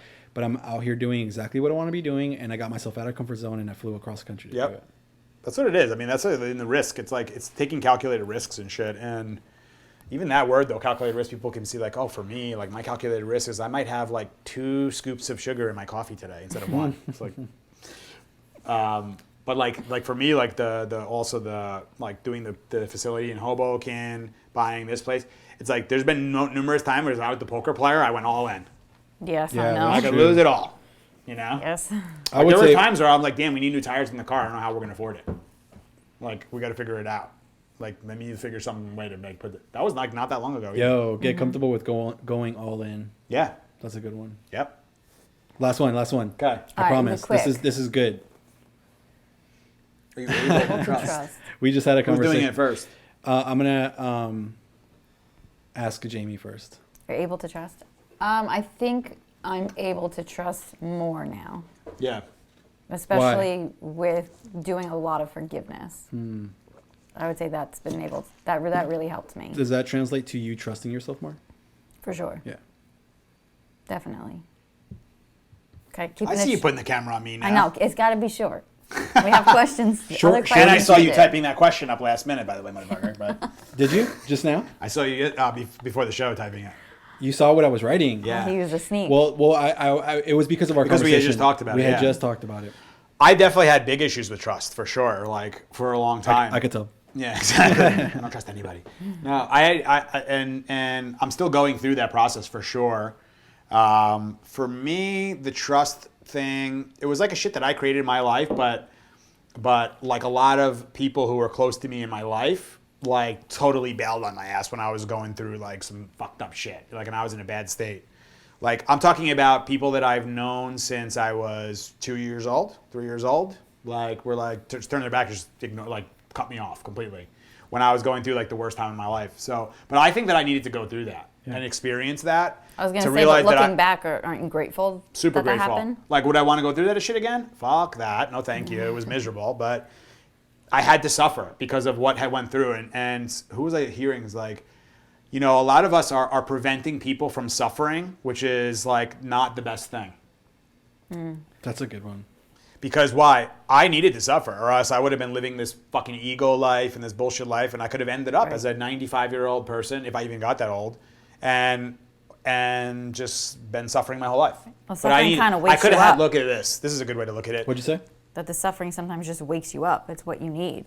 Yeah. In order to be able to see. Yeah, like I needed to go through that, but it was more ideal for me to go through like a heavy-duty level of suffering at one period and get out of it and be able to like live a life of like of joy now, kind of thing, versus like being in a low level state of suffering for my whole entire life. Right. And I see so many people doing it. And even this talk is making me realize like I'm going to say shit to people more about it, because like it's one of those things like you don't want to say like ask how somebody's doing and they say, yeah, I'm fine. I'm like, I'm noticing that you seem really tense, dude. That's again going back to that conflict and all that kind of thing. People don't want to do it because that it really we're lying and that's wrong by telling somebody like, oh yeah, you're fine, like everything's great, no big deal. Like that's a lie. You're lying to yourself. But then like the person agreeing with you, and you have people in your life who are like that. Like I can be considered now somebody's worst nightmare. Yeah. You know what I mean? But in reality, that's what's going to look like on the surface and in the short term. Yeah. But it's like, look at this. It's like worst nightmare. Yeah, no, but think about it. Make people feel uncomfortable. This comes into so many things, into puppyhood, and it comes into childhood. Sorry to cut you off, but I really feel that because I know that for myself that I can do that now. What? Make people uncomfortable by just asking real shit. You don't make anybody uncomfortable, by the way. It's them being uncomfortable. That's right. Yes. They become uncomfortable in that moment. You're speaking the truth, which is the right thing. Now, listen, don't like, this is the other thing about this part too. We were talking about this is like, it also comes into influence and being able to like tonality. Yeah, don't be so This brash. is like the skill. This is a skill You know? that's been developed, and I'm not perfect at it, but I gotten way better at being able to talk with people and the flow of like energy, and like someone's feeling very sad right now, so like bring a joke right in that moment, and like being able to have the flow, because like we were saying, like someone could walk in the door, like let's just say some client walks in who's obese, and I go, wow, you're fat. That's maybe not the best, because I can create defensiveness right away. Right. That being said, like that actually may help that fucking person really, like. But anyway, I'm not going to do that. If you're just you guys clients, I'm not going to do that to you guys. Yeah. But I will. But I do say in assessments and consultation, blah, blah, blah. So do you realize, like, where does the anxiety come from? And they're like, I let them go through a little bit. But do you realize that you have anxiety? And they're, no, I don't think I do. Yeah, you do. Mm-hmm. And they're sometimes like, holy shit. But then the long term, at the end of a board and train or like the next year, they call that. Thank you for pointing that out. No one would ever told me that shit in my entire life. No one would have let me know that I actually had that anxiety and all that stuff. So I forget where we're going with the trust thing now. So trust also, and this goes into having those like difficult things, like where in the short term you can be looked at like the worst nightmare. Like I can be looked at as like this puppy because I hold him accountable, because I make him do things, because I like put structure in place. I don't just let him have whatever fun in the world he wants to have. I don't pet him all day long. I can look like I'm the mean one, and I'm not doing it. But in reality, that dog, if they could, would thank me later in life. Like Nico or Maddie, they will thank me later in life. Be like, dude, thank you for doing all that shit, because I would have been a mess like all these other dogs that I see out here. Mm-hmm. All these people who have the illusion that their dog is like this happy, this and that. It's like, nah, you see a happy, loving, cute doggy. I see an anxious, disrespectful, and in a constant state of stress dog. That's the truth. I mean, I had to tell you that. And people are like, what? Not like, my I can't dog. believe, yeah. So it's that with the puppies, and in childhood, like I really think in childhood, like if people hold their kids accountable, you know what I mean, and help them become aware of themselves and create structure, create rules, boundaries, limitations. Like I love what John said last week about the structure thing. We're going all over the place, but I love what John said. Like you go to a bank, if there's no structure, you're gonna go back to that bank. Yeah, so true. It's like absolutely not. If you go to like the supermarket and like, where do you guys have the fruits? Oh, they're just everywhere. Well, we're like fucking get the fruit. This is a mess. Well, I'm not coming I'm not here. coming to this place. I want order. I want structure. Right. So we want that. But anyway, getting back to the we trust. might think that we don't, but we actually do want the No, we structure. do. Yeah, You know? yeah. It's yeah. So to me, like the trust thing was a very hard one for me, and I still go through it for sure. Like I've had employees who tell the fucking world to me they're gonna do this, they're gonna do that, blah blah, and they just fucking bail out of nowhere. Like that's happened too, and it's like sometimes I get into. That's where I can get into a little bit of like the, like I can't believe this and kind of thing where I'm fighting what is, you know what I mean? Because I think this is what we were talking about too, where I go both ways, because sometimes I feel like I put maybe too much trust, or I give like, I don't know, I give like too much to that. You know what I'm saying? In certain scenarios. I know exactly what you're saying, because I'm a little bit opposite of like both I believe. of you. Maybe it's not trust. Maybe I just believe. I just believe people. No, for I what think it is. yes, but I think it is a little bit like over trust, and Yeah. I feel like I'm a little bit different from the two of you, where you guys are working on trusting. Yeah. I actually trust too much at times, to be honest with you, and Where you what can't see. It's like what but it all- this is like. Go what ahead. sorry, what it all comes down to is actually still going back to trusting yourself, though. If you can't trust That's others, where it starts. yes. Of If course, you can't trust yeah. others, that means that you don't trust yourself, and Right. you can't trust what others are doing, and that's for both of you. Yeah. For me, I didn't trust myself, so I had to trust others. Mm. Meaning, I would take people's word for it. I wouldn't trust my judgment on people or my how I view people. So I would just be too trusting. Yeah. So it goes both ways. Yeah, it's a weird one because it's like, is it actually trust or is it like insecurity or is it like, you know what I mean? Like, Right. or is it trauma from your past? Or like, what is it? What's the thing there that's preventing the trust or creating the trust? But to me, like, I think I'm getting better at it because even with all the shit that I've been through and a lot of people breaking fucking ton of trust, and I broke trust with other people too, by the way, like with shit that I it's a did two-way too. street. Yeah, like I broke trust. I broke trust in relationships with girls I was with or women I was with. I broke trust with a lot of friends that I was with. I did that shit for sure. But two wrongs don't also make a right. So now breaking totally cutting me off wasn't like the best thing for me either, but maybe it was the greatest thing that ever happened to me in my life too, because like it got me to like close that chapter in my life and then go through this suffering phase, which I probably wouldn't. Because I think about too, if they were all like, "Oh, it's not a big deal, everything's fine, like we love, yeah, like you're good," and all that, I'm like, "Oh, maybe it's not that bad, I'm fine," and like I'll just keep moving forward. Right. That I wouldn't have the opportunity. Look at this, the opportunity to suffer. I needed to go do that shit. I needed to go. Look, when we go to the gym, we are to a degree a state of suffering Yeah. and stress. To what? To grow. So I'm like, I think that people need to go to and I gained so much wisdom down there, and it also allows me to like go to that I went to some depth that I'm like, Maddie has cancer. It won't be as bad as like thinking about like, should you live or not? You know what I mean? Like, so what? Like. So I think also the other trust thing is trusting people. Like when people say you have to earn trust, I'm like, not really. I think you should trust until trust is broken. You know, that's another one. Well, you haven't done anything to show me distrust, so why do you distrust? That's your own insecurity talking. That's your own trauma talking. That's your own issues internally happening there. You know, and I think the biggest question to ask is like, are you able to trust? Well, do you trust yourself? It's a huge one.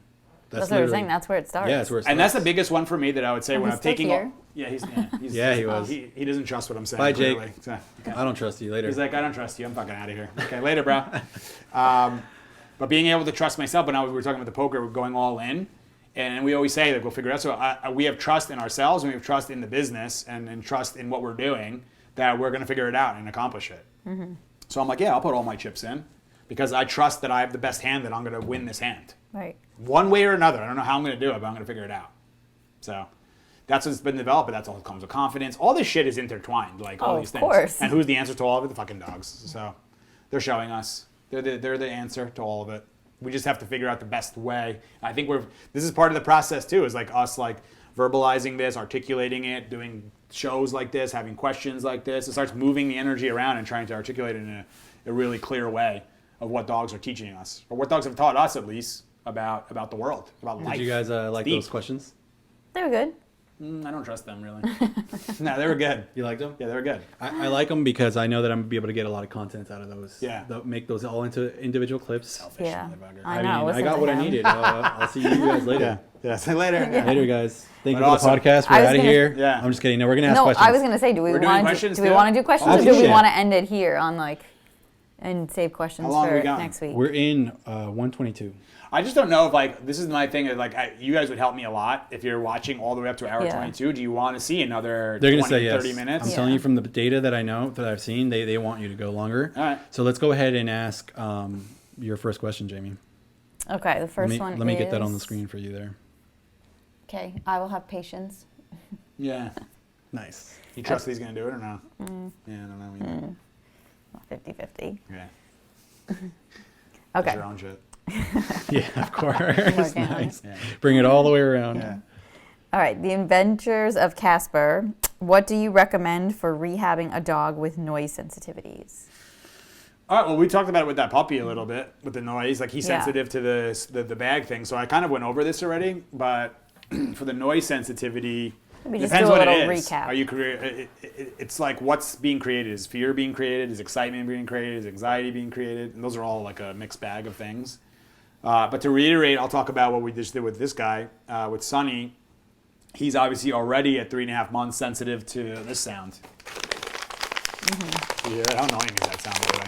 It is annoying. People like that. It's called what do they call it? ADSR? Oh yeah, ASMR or something? ASMR. Yeah. What is that? ASMR, people love. It's like certain sounds, right? In general, sounds, but amplified. So you you put a microphone in front of any sound, and you can be literally doing weird shit like eating food or like making weird sounds with your mouth. Like interested by it or something? It does something to them, to their brains, and it's triggering certain sounds. It makes you want to take this bag and like throw it out the fucking. That's what triggers in you. That's my old Kobe self. did that the other day. I gave him one of those squeaky balls, and he just kept squeak, and I was like, I started thinking about Dumb and Dumber. What's the most annoying, or one of the most annoying sounds in the world? Yeah, it's so good. I love that movie. By the way. Me too. All right, so what do we reckon? So noise sensitivities, it's like all it means is a noise is creating something, like creating some sort of state in the dog that's aside from calmness, right?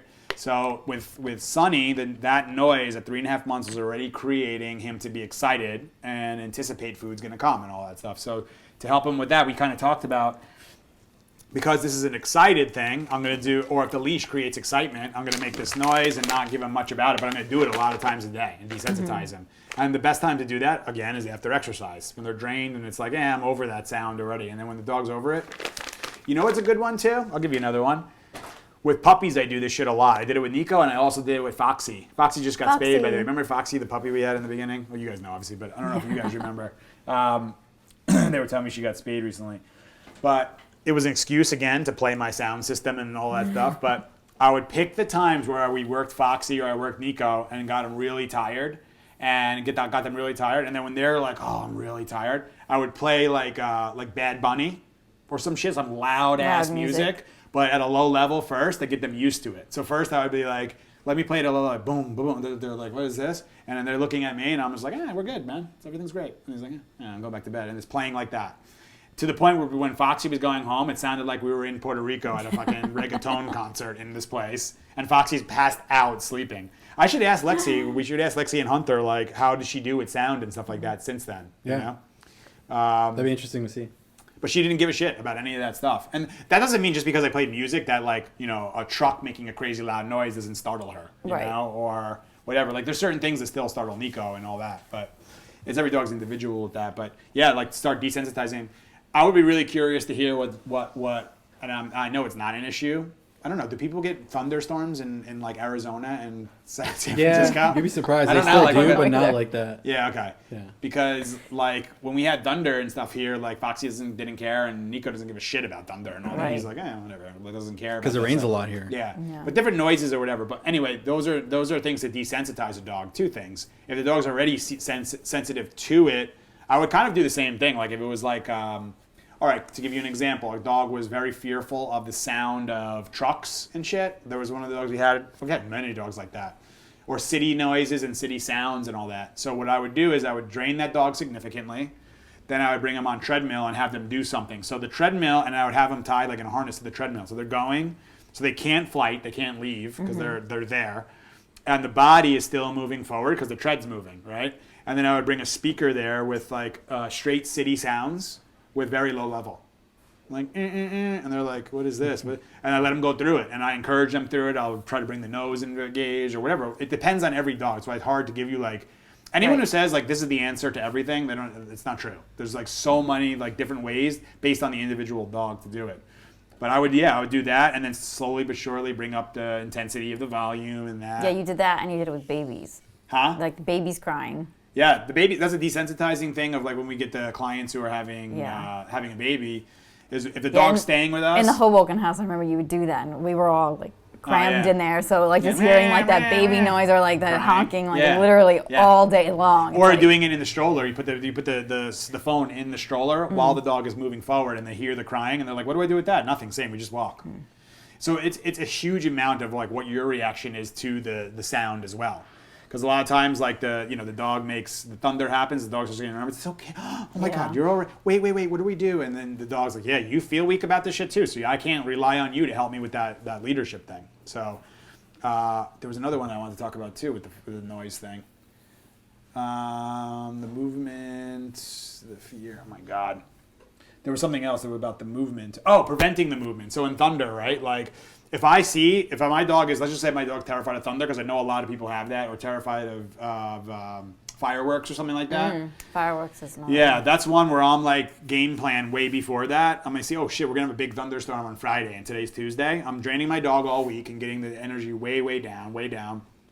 And then when this stuff's gonna come, I'm gonna put a leash on the dog so he can't just go into this movement of practicing anxiety and flight and hiding and all that kind of thing.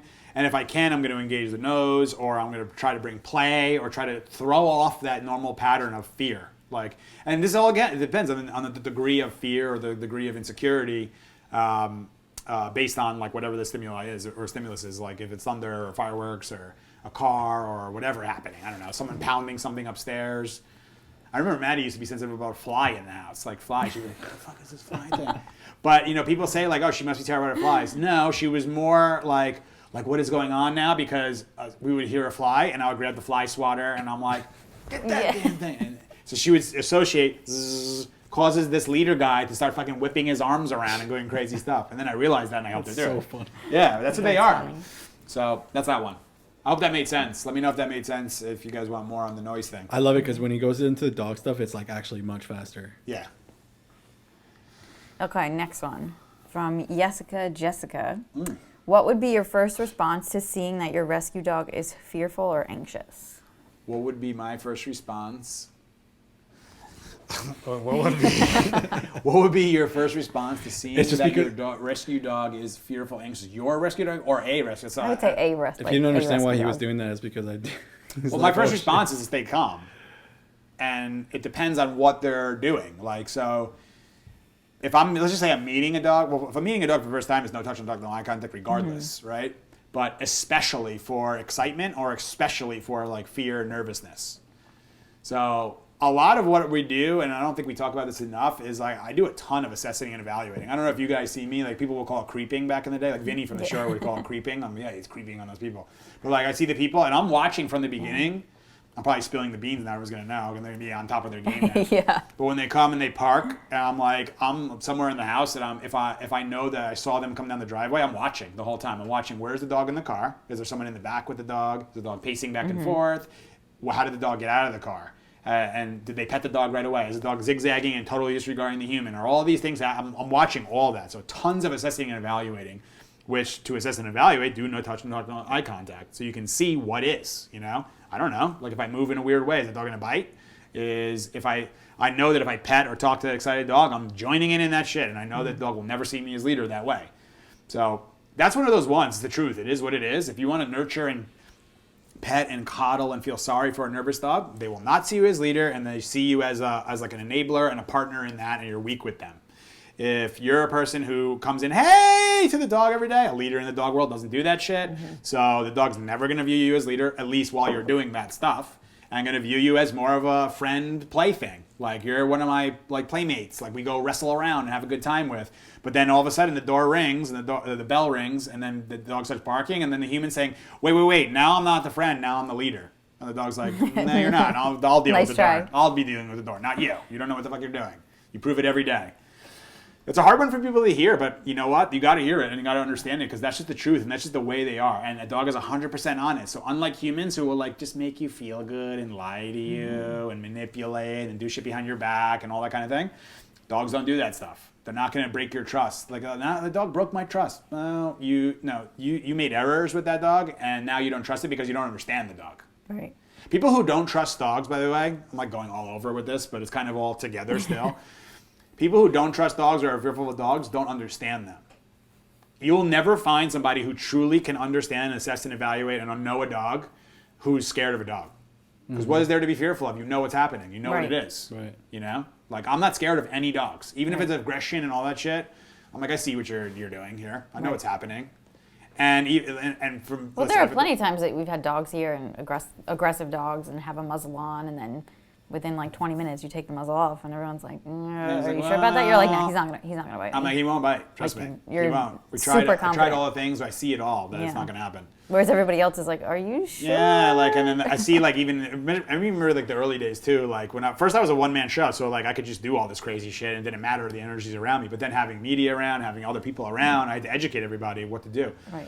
So I remember like certain scenarios, like I would like early in my career, like there'd be like staff around, and there'd be some like, I don't know, big ass Roddy with a fucking muzzle on. I'm like, all right, let's take this thing off, and everyone's like, so what the fuck is happening right now? I'm like, this dog is gonna. I'm like, nah, he's not gonna bite. Just relax. Everyone breathe. Right. I was like, you getting nervous about this is gonna make him bite you more. Definitely. Trust me. Right. He won't, but he's not gonna bite. Just stay relaxed. Just ignore him. He's gonna be fine. Everything's gonna be good.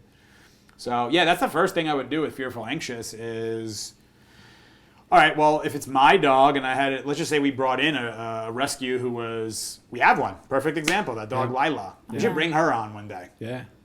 She's like an interesting one. Definitely. So Yeah. she's a rescue now, and she. Did we talk about this yet? I don't think so, right? We haven't really talked about her. She's super fearful. Led to aggression. Maybe we'll feature her for next week. Led to aggression. So she could bite Steve alone. Extremely, yeah, exactly. Put No, he trusts her in the her. muzzle for that shit. He does not trust her. She has a muzzle on for a reason. Fearful, yeah. So I would like with that dog. She's fearful. She's anxious.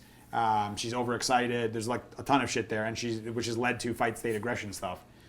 So with her, it's the beginning is number one is showing her. It's a combination. Is I'm not overreacting to her fear, and I'm also not overreacting to when she goes to aggression. So when she's fearful, I let her go through it. I put her on a longer leash. I help her through it. I slow her brain down. That's the anxiety too. Slow her down. Slow the movement. Slow all that stuff. On the front end of it, I'm draining the energy as much as I possibly can, as much as she can handle. She's not really used to walking or any of that stuff, so her paws can get easily agitated because they're just not. It's like someone who's never worked out and they started like grabbing weights, like the hands get like blistery calluses and all stuff. that. Yeah. So she's got to go through that, but. Yeah, and then so that's the part for the fear and the anxiety, but also when she goes to aggression, I'm also showing I'm not scared of you in the aggression because humans have showed her fear when she's being fearful aggressive. So that's how she's going through it. Just to understand, like fearful dog is going to deal with a certain way of life to survive. Their survival is their number one, safety is their number one thing. So to survive, if they're saying I perceive you as a threat human, they're going to go to fight state or they're going to go to flight and run away. Or if they're not seeing it as that much of a thing, they go to like that freeze, avoidance kind of thing. So they're going to do one of those. So it's, what is it? Fight, flight, avoid. And they're not doing surrender there, so it's fight, flight, avoid. So she's going to fight state. Which is actually, believe it or not, with a fearful dog, sometimes better. It sounds crazy, right? A dog like showing teeth and trying to bite you is better than a dog running away. Why? Because at least that dog is coming to you. Like a fearful dog, like we've had. You could probably work through it a little bit quicker. Some of the dogs that I've worked with that can work through it quicker. Yeah, because the flight ones they're like, I'm just gonna get away. So I'm like, I need to even just get near this dog to be able to help influence this dog. You just need a lot of time. Yeah, time. So when a dog's in that, I'm just showing them, and it's not because I'm trying to show them I'm tough. I'm trying to show them I'll fucking show you this. No, it's not that. It's just I'm showing you that fight state will no longer work. Right. It's not healthy for you. It's not. There's nothing to be scared of. You don't scare me. So let's just remove this whole fear thing from the equation, both of us. And let's learn to trust each other. And if she like the first day, she without a doubt went after me. She went after numerous people, but I'm not offended by it. I understand where you're coming from. I know who you are. I know what your deal is. So I got to help you with that. So that's the protocol. Draining the energy, slowing things down, structure, bringing it back to the basics. People are like, so what are you doing with this dog now? I'm like, basic ass shit. She's going on walks. She goes on the treadmill. We're practicing kennel work. We're slowing her down about food. We're bringing her around a lot. We're doing long line work with her. Just starting like going back to the basics with her. And all of a sudden she switches to aggression. We deal with it. She wants to switches to I'm going to run away. We deal with it. We go through all those things. So hopefully that made sense. Next. Okay, we have time for one more. I think this is our last one. We're doing the full show today. Okay. Well, this is we're doing the the full last show. one that we have. Okay. Hannah Fries asks, what do people hesitate the most about when rescuing Where's a dog? that beach that she's on, by the way? Look at that. I don't know, but it looks really It's good. freaking amazing, that beach. Steve, Look at that shit. With the I wanna profile go to there. pictures. Yeah. We didn't even hear the fucking question. I What love is traveling. That's the thing I'm missing is traveling, too. Yeah. Sorry, I Absolutely. I knew he wasn't. He's just looking at. I want to put a beach should have chair. known. The beach, but there's also a girl in the picture, so it's Roast like, yo, in the who's that sun girl? with like a just relax there and just think about nothing. Anyway, go ahead. Okay, what do people hesitate the most about when rescuing a dog?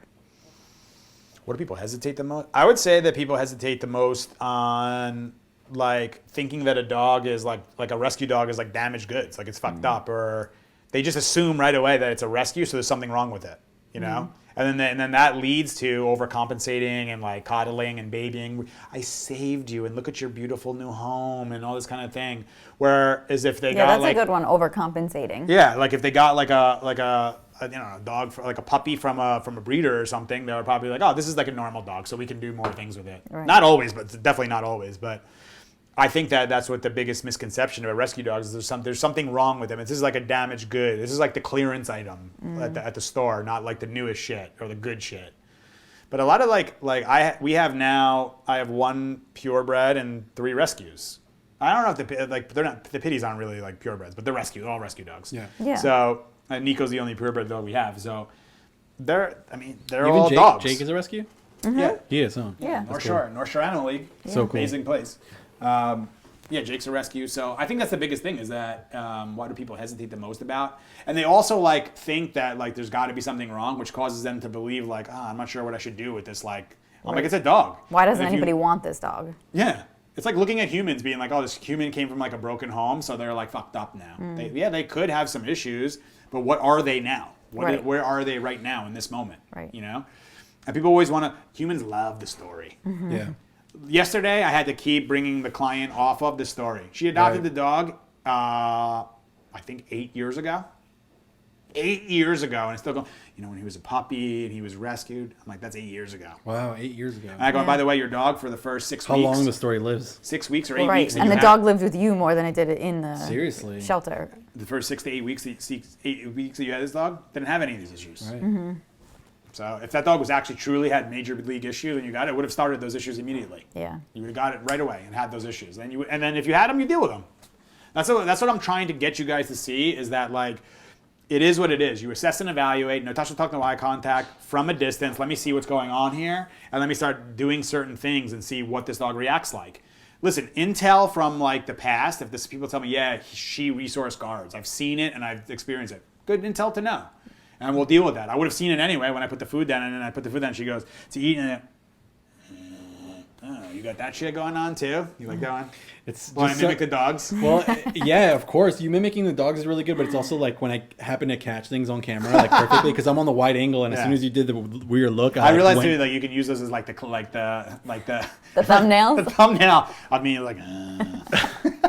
Well, I think moving forward, I do want to do a thumbnail like, hey, Steve, at the end of this, give me a thumbnail so we can have like the best thumbnail. Yeah. I think we'll do that eventually. But like to me, it's like the intel's good, but like what is the dog right now? What do I need to do with this dog right in that moment? And experience helps you. The knowledge that I'm trying to give you guys and education to understand it, so you can see like what to do with that dog in that scenario, is really what it is. It's just learning and educating yourself. But there's nothing wrong with the dogs. Like, yeah, they're out of balance, but there's nothing wrong with them. That's what humans have done to them. Or that's what their experience was in life. And they need somebody to guide and lead them. They don't need someone to feel sorry for them. They don't need someone to just bring them in the house and baby them and fucking like sit on the couch and do nothing all life. That's like just putting a dog on house arrest.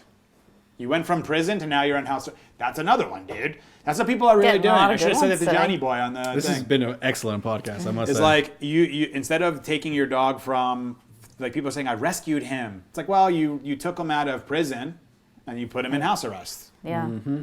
So That's good. good job. That's a good one. So good. So because like people are going to think that they did such a great job. I'm like, well, where would the dog rather be in the grand scheme of things?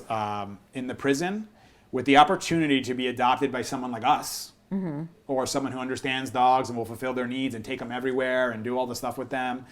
Or would they rather just say, all right, well, I'll just live in house arrest for the rest of my life?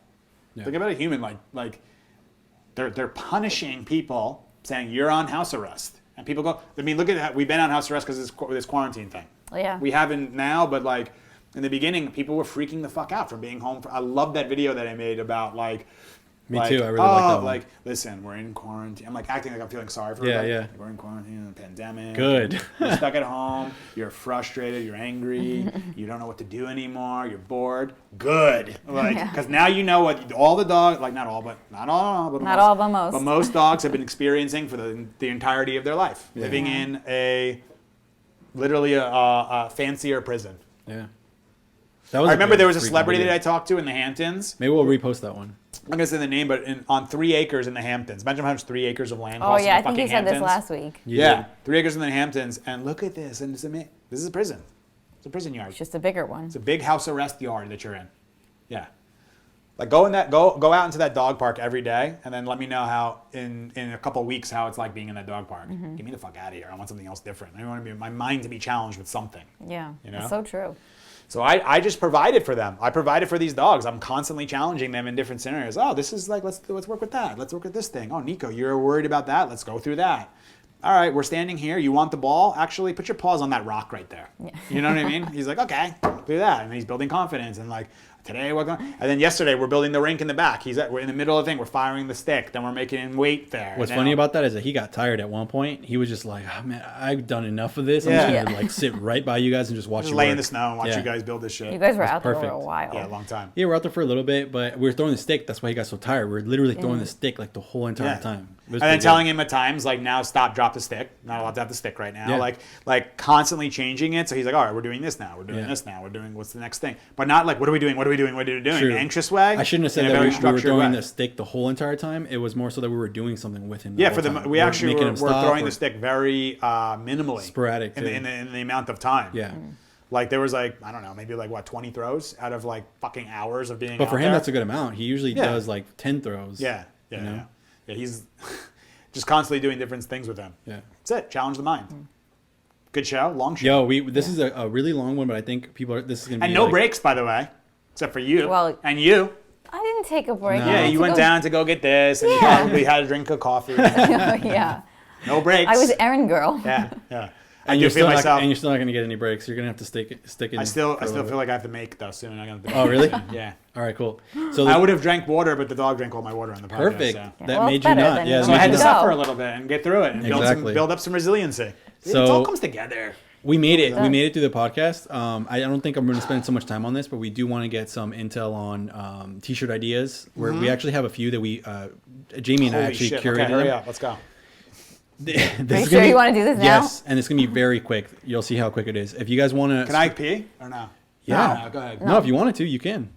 Go make. You guys can screenshot these if you want to hold them in place. This is something that I say all the time. Like, Yeah, that's why I made the shirt. To be honest, and I the don't say idea. it in like a. Well, sometimes I do. I'll be honest. But usually I'm like, they say, wait, they say what to do? I'm actually like flabbergasted by it. Look at that's a good word, flabbergasted. That is a good Nice, word. big word for you, brother. Yeah.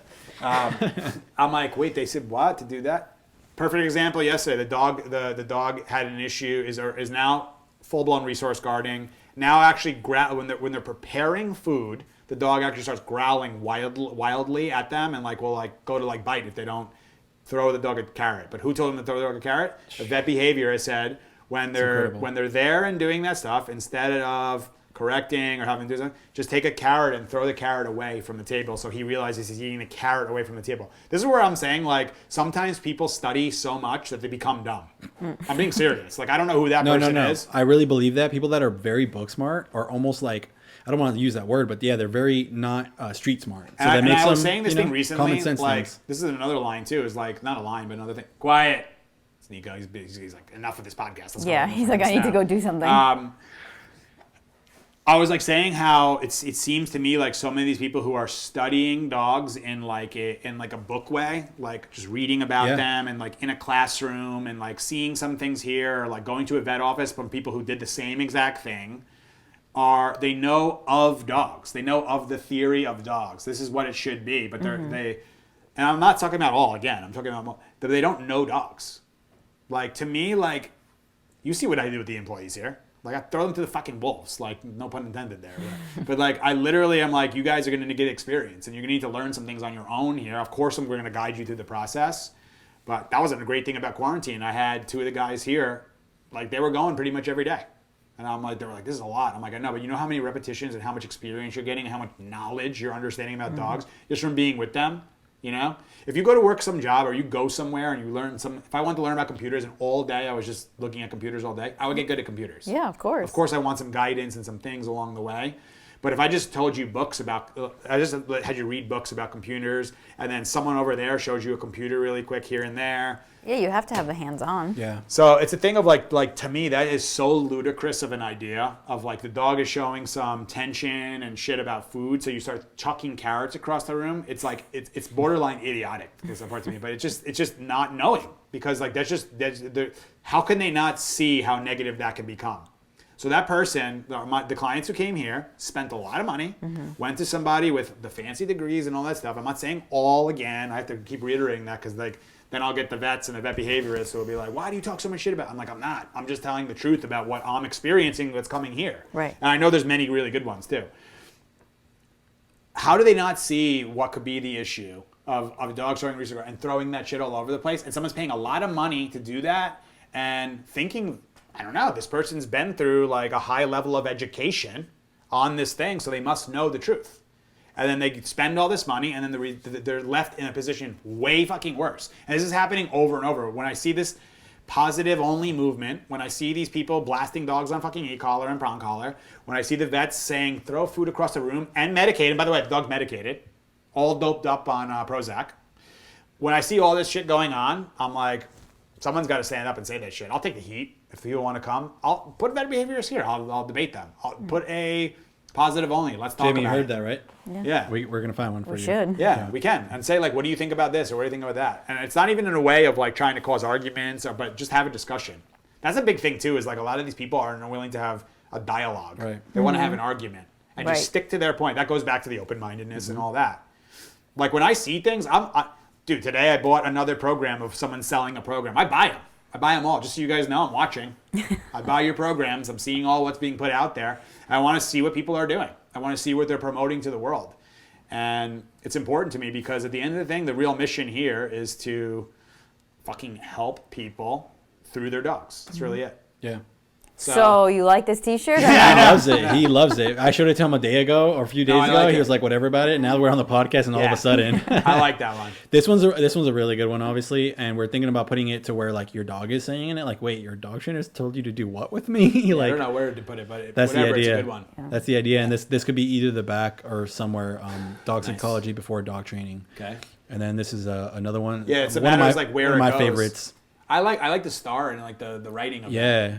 Dog enthusiast, and on the back it would say a dog enthusiast means trust, respect, love. Yeah. That's another one too, is like people go back to that one, trust, respect, love. I think people trust, respect, love one. Yeah, I think those are all matter with a dog. Yeah. So just the fact that you want to help your dog to me is like love to a degree, right? So, and love is like, and people's view of love is like affection and shit, so it's usually not the problem. You know, we've been saying that a lot, but I've been like thinking more about that. I'm like, that actually is to a degree the problem.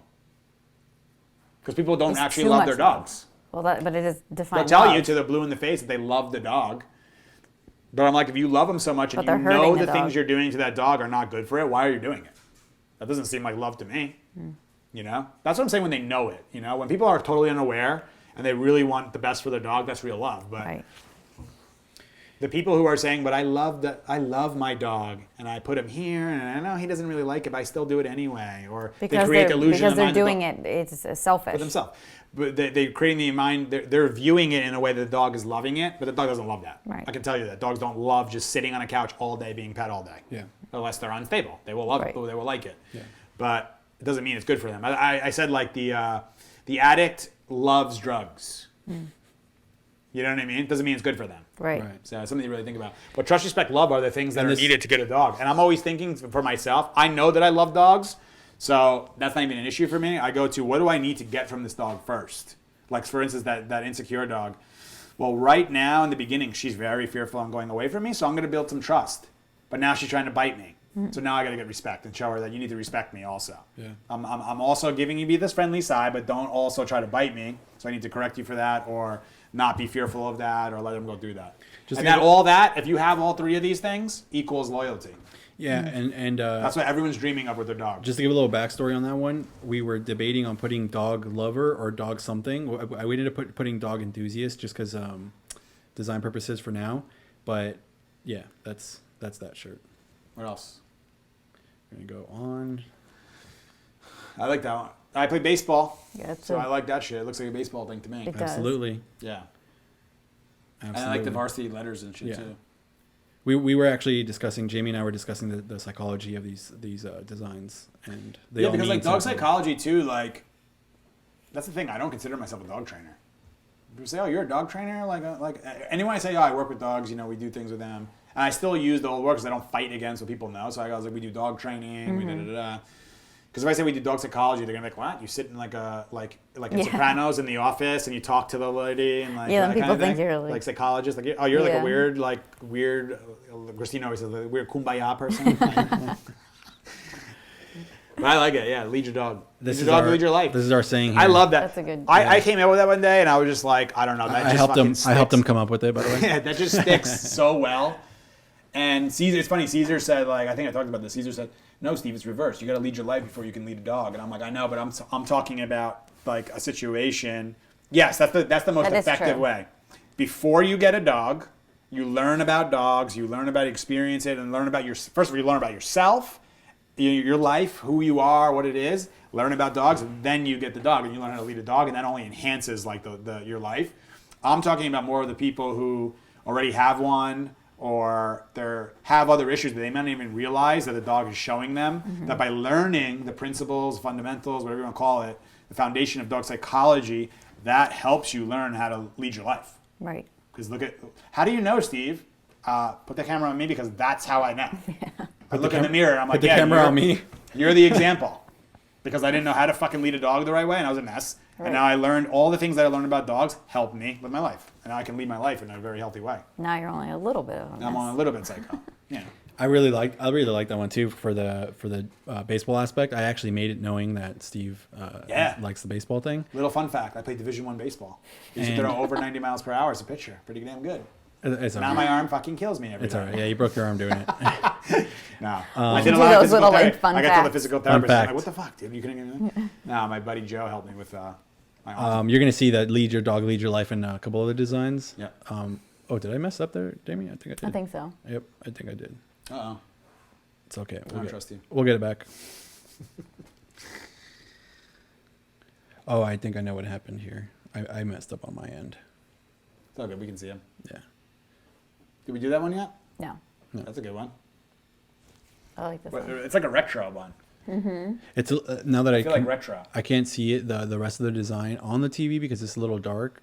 It says "Lead your dog, lead your life" twice. Yeah. I so like that's- those ones when we do like like we do lead your dog, lead your life, and then do the dog and life in the same. You've been wanting to do that I one, love so that. we'll do that one. I haven't done that one for you. Dog life just seems cool. And I really like that, just how that looks, clean. Yeah, it does. Boom. So that's another one. What's up with Maddie though? It looks like she's was in the snow or in the dirt or something. Yeah, I got her a little dirty. It's a dirt bag. It's on purpose. That's what she used to look like when I would take her outside Yeah. and go play. She would play Yeah, like, in the mud. Literally Yeah. bulldog in a china shop. That was her. Yeah. She'd be like, "Oh, we're gonna go play ball in this dirt and shit. Watch what I do." And I'd have to come home and it'd be a whole production to clean that monster dog after that. And last design here. I like this one. Yeah, it's cool too. This one's good. It reminds us of It American feels flag. patriotic. Yeah. Absolutely. We could even like do this somehow in like a red, white, and blue, or like Yeah. Yeah, that navy, would be white and blue. that or would be something great. Like that. Would be cool. So that's that, and then on the back it would say, "Lead your dog, lead your life." That's cool. So whichever one you guys like more, we're gonna make it and wear it on the podcast. So you guys will be picking our next shirt that we wear on here, and eventually, And if you have something, I sell was them gonna say to too, you. if you have designs of your own, let us send them to us. If you have something funny or like send them to me or first ideas, though, so I could take the credit for it, and I'll give it to Steve. and then have the idea and like, or you have a funny idea that we can make one, or you something Yeah. you want me to wear. I'll wear. You guys saw what I wore the last episode. It was just like Tony Soprano mask and a shirt and a fucking ridiculous hat and all that. I'll wear whatever. The shirts We that are gotta have coming. fun with this The shit. shirts that are coming right away are these. This is a Pack Leader Dog Psychology channel one, and we'll be doing Maddie Ranch. Nice. The Maddie Ranch. But that was the show, guys. That's it. That's all she wrote. That's all she wrote. Thank you, you Steve. guys. I think it was a really I good think one. that was our longest podcast. Yep. Thank you, huh? Jamie. We Thank hung you, in there. guys. See you guys later. Hope you enjoy this thing. Yeah. That's where it all started with the Mad Dog. If you don't mind putting it onto my wide angle here, we'll end it on that one. Closer, as close as you wanted to get to that freaking thing. Stop smudging it. I'm trying to get Jamie's greasy fingers off of it. Hold on. He's putting his smudge stains to cover yours. Yeah, he's putting his fingers He's marking on it. He's marking it. Marking my territory. Literally marking it. That's it. Thank you guys. Love Thank you guys. Have a good Bye, one. guys. Amazing one. Stay calm and confident. We'll see you guys soon. It's good shit. Amazing. This thing's super cool. This fucking thing. I know. I'm not taking it downstairs. No, we're Why? keeping it here. I want to drop it.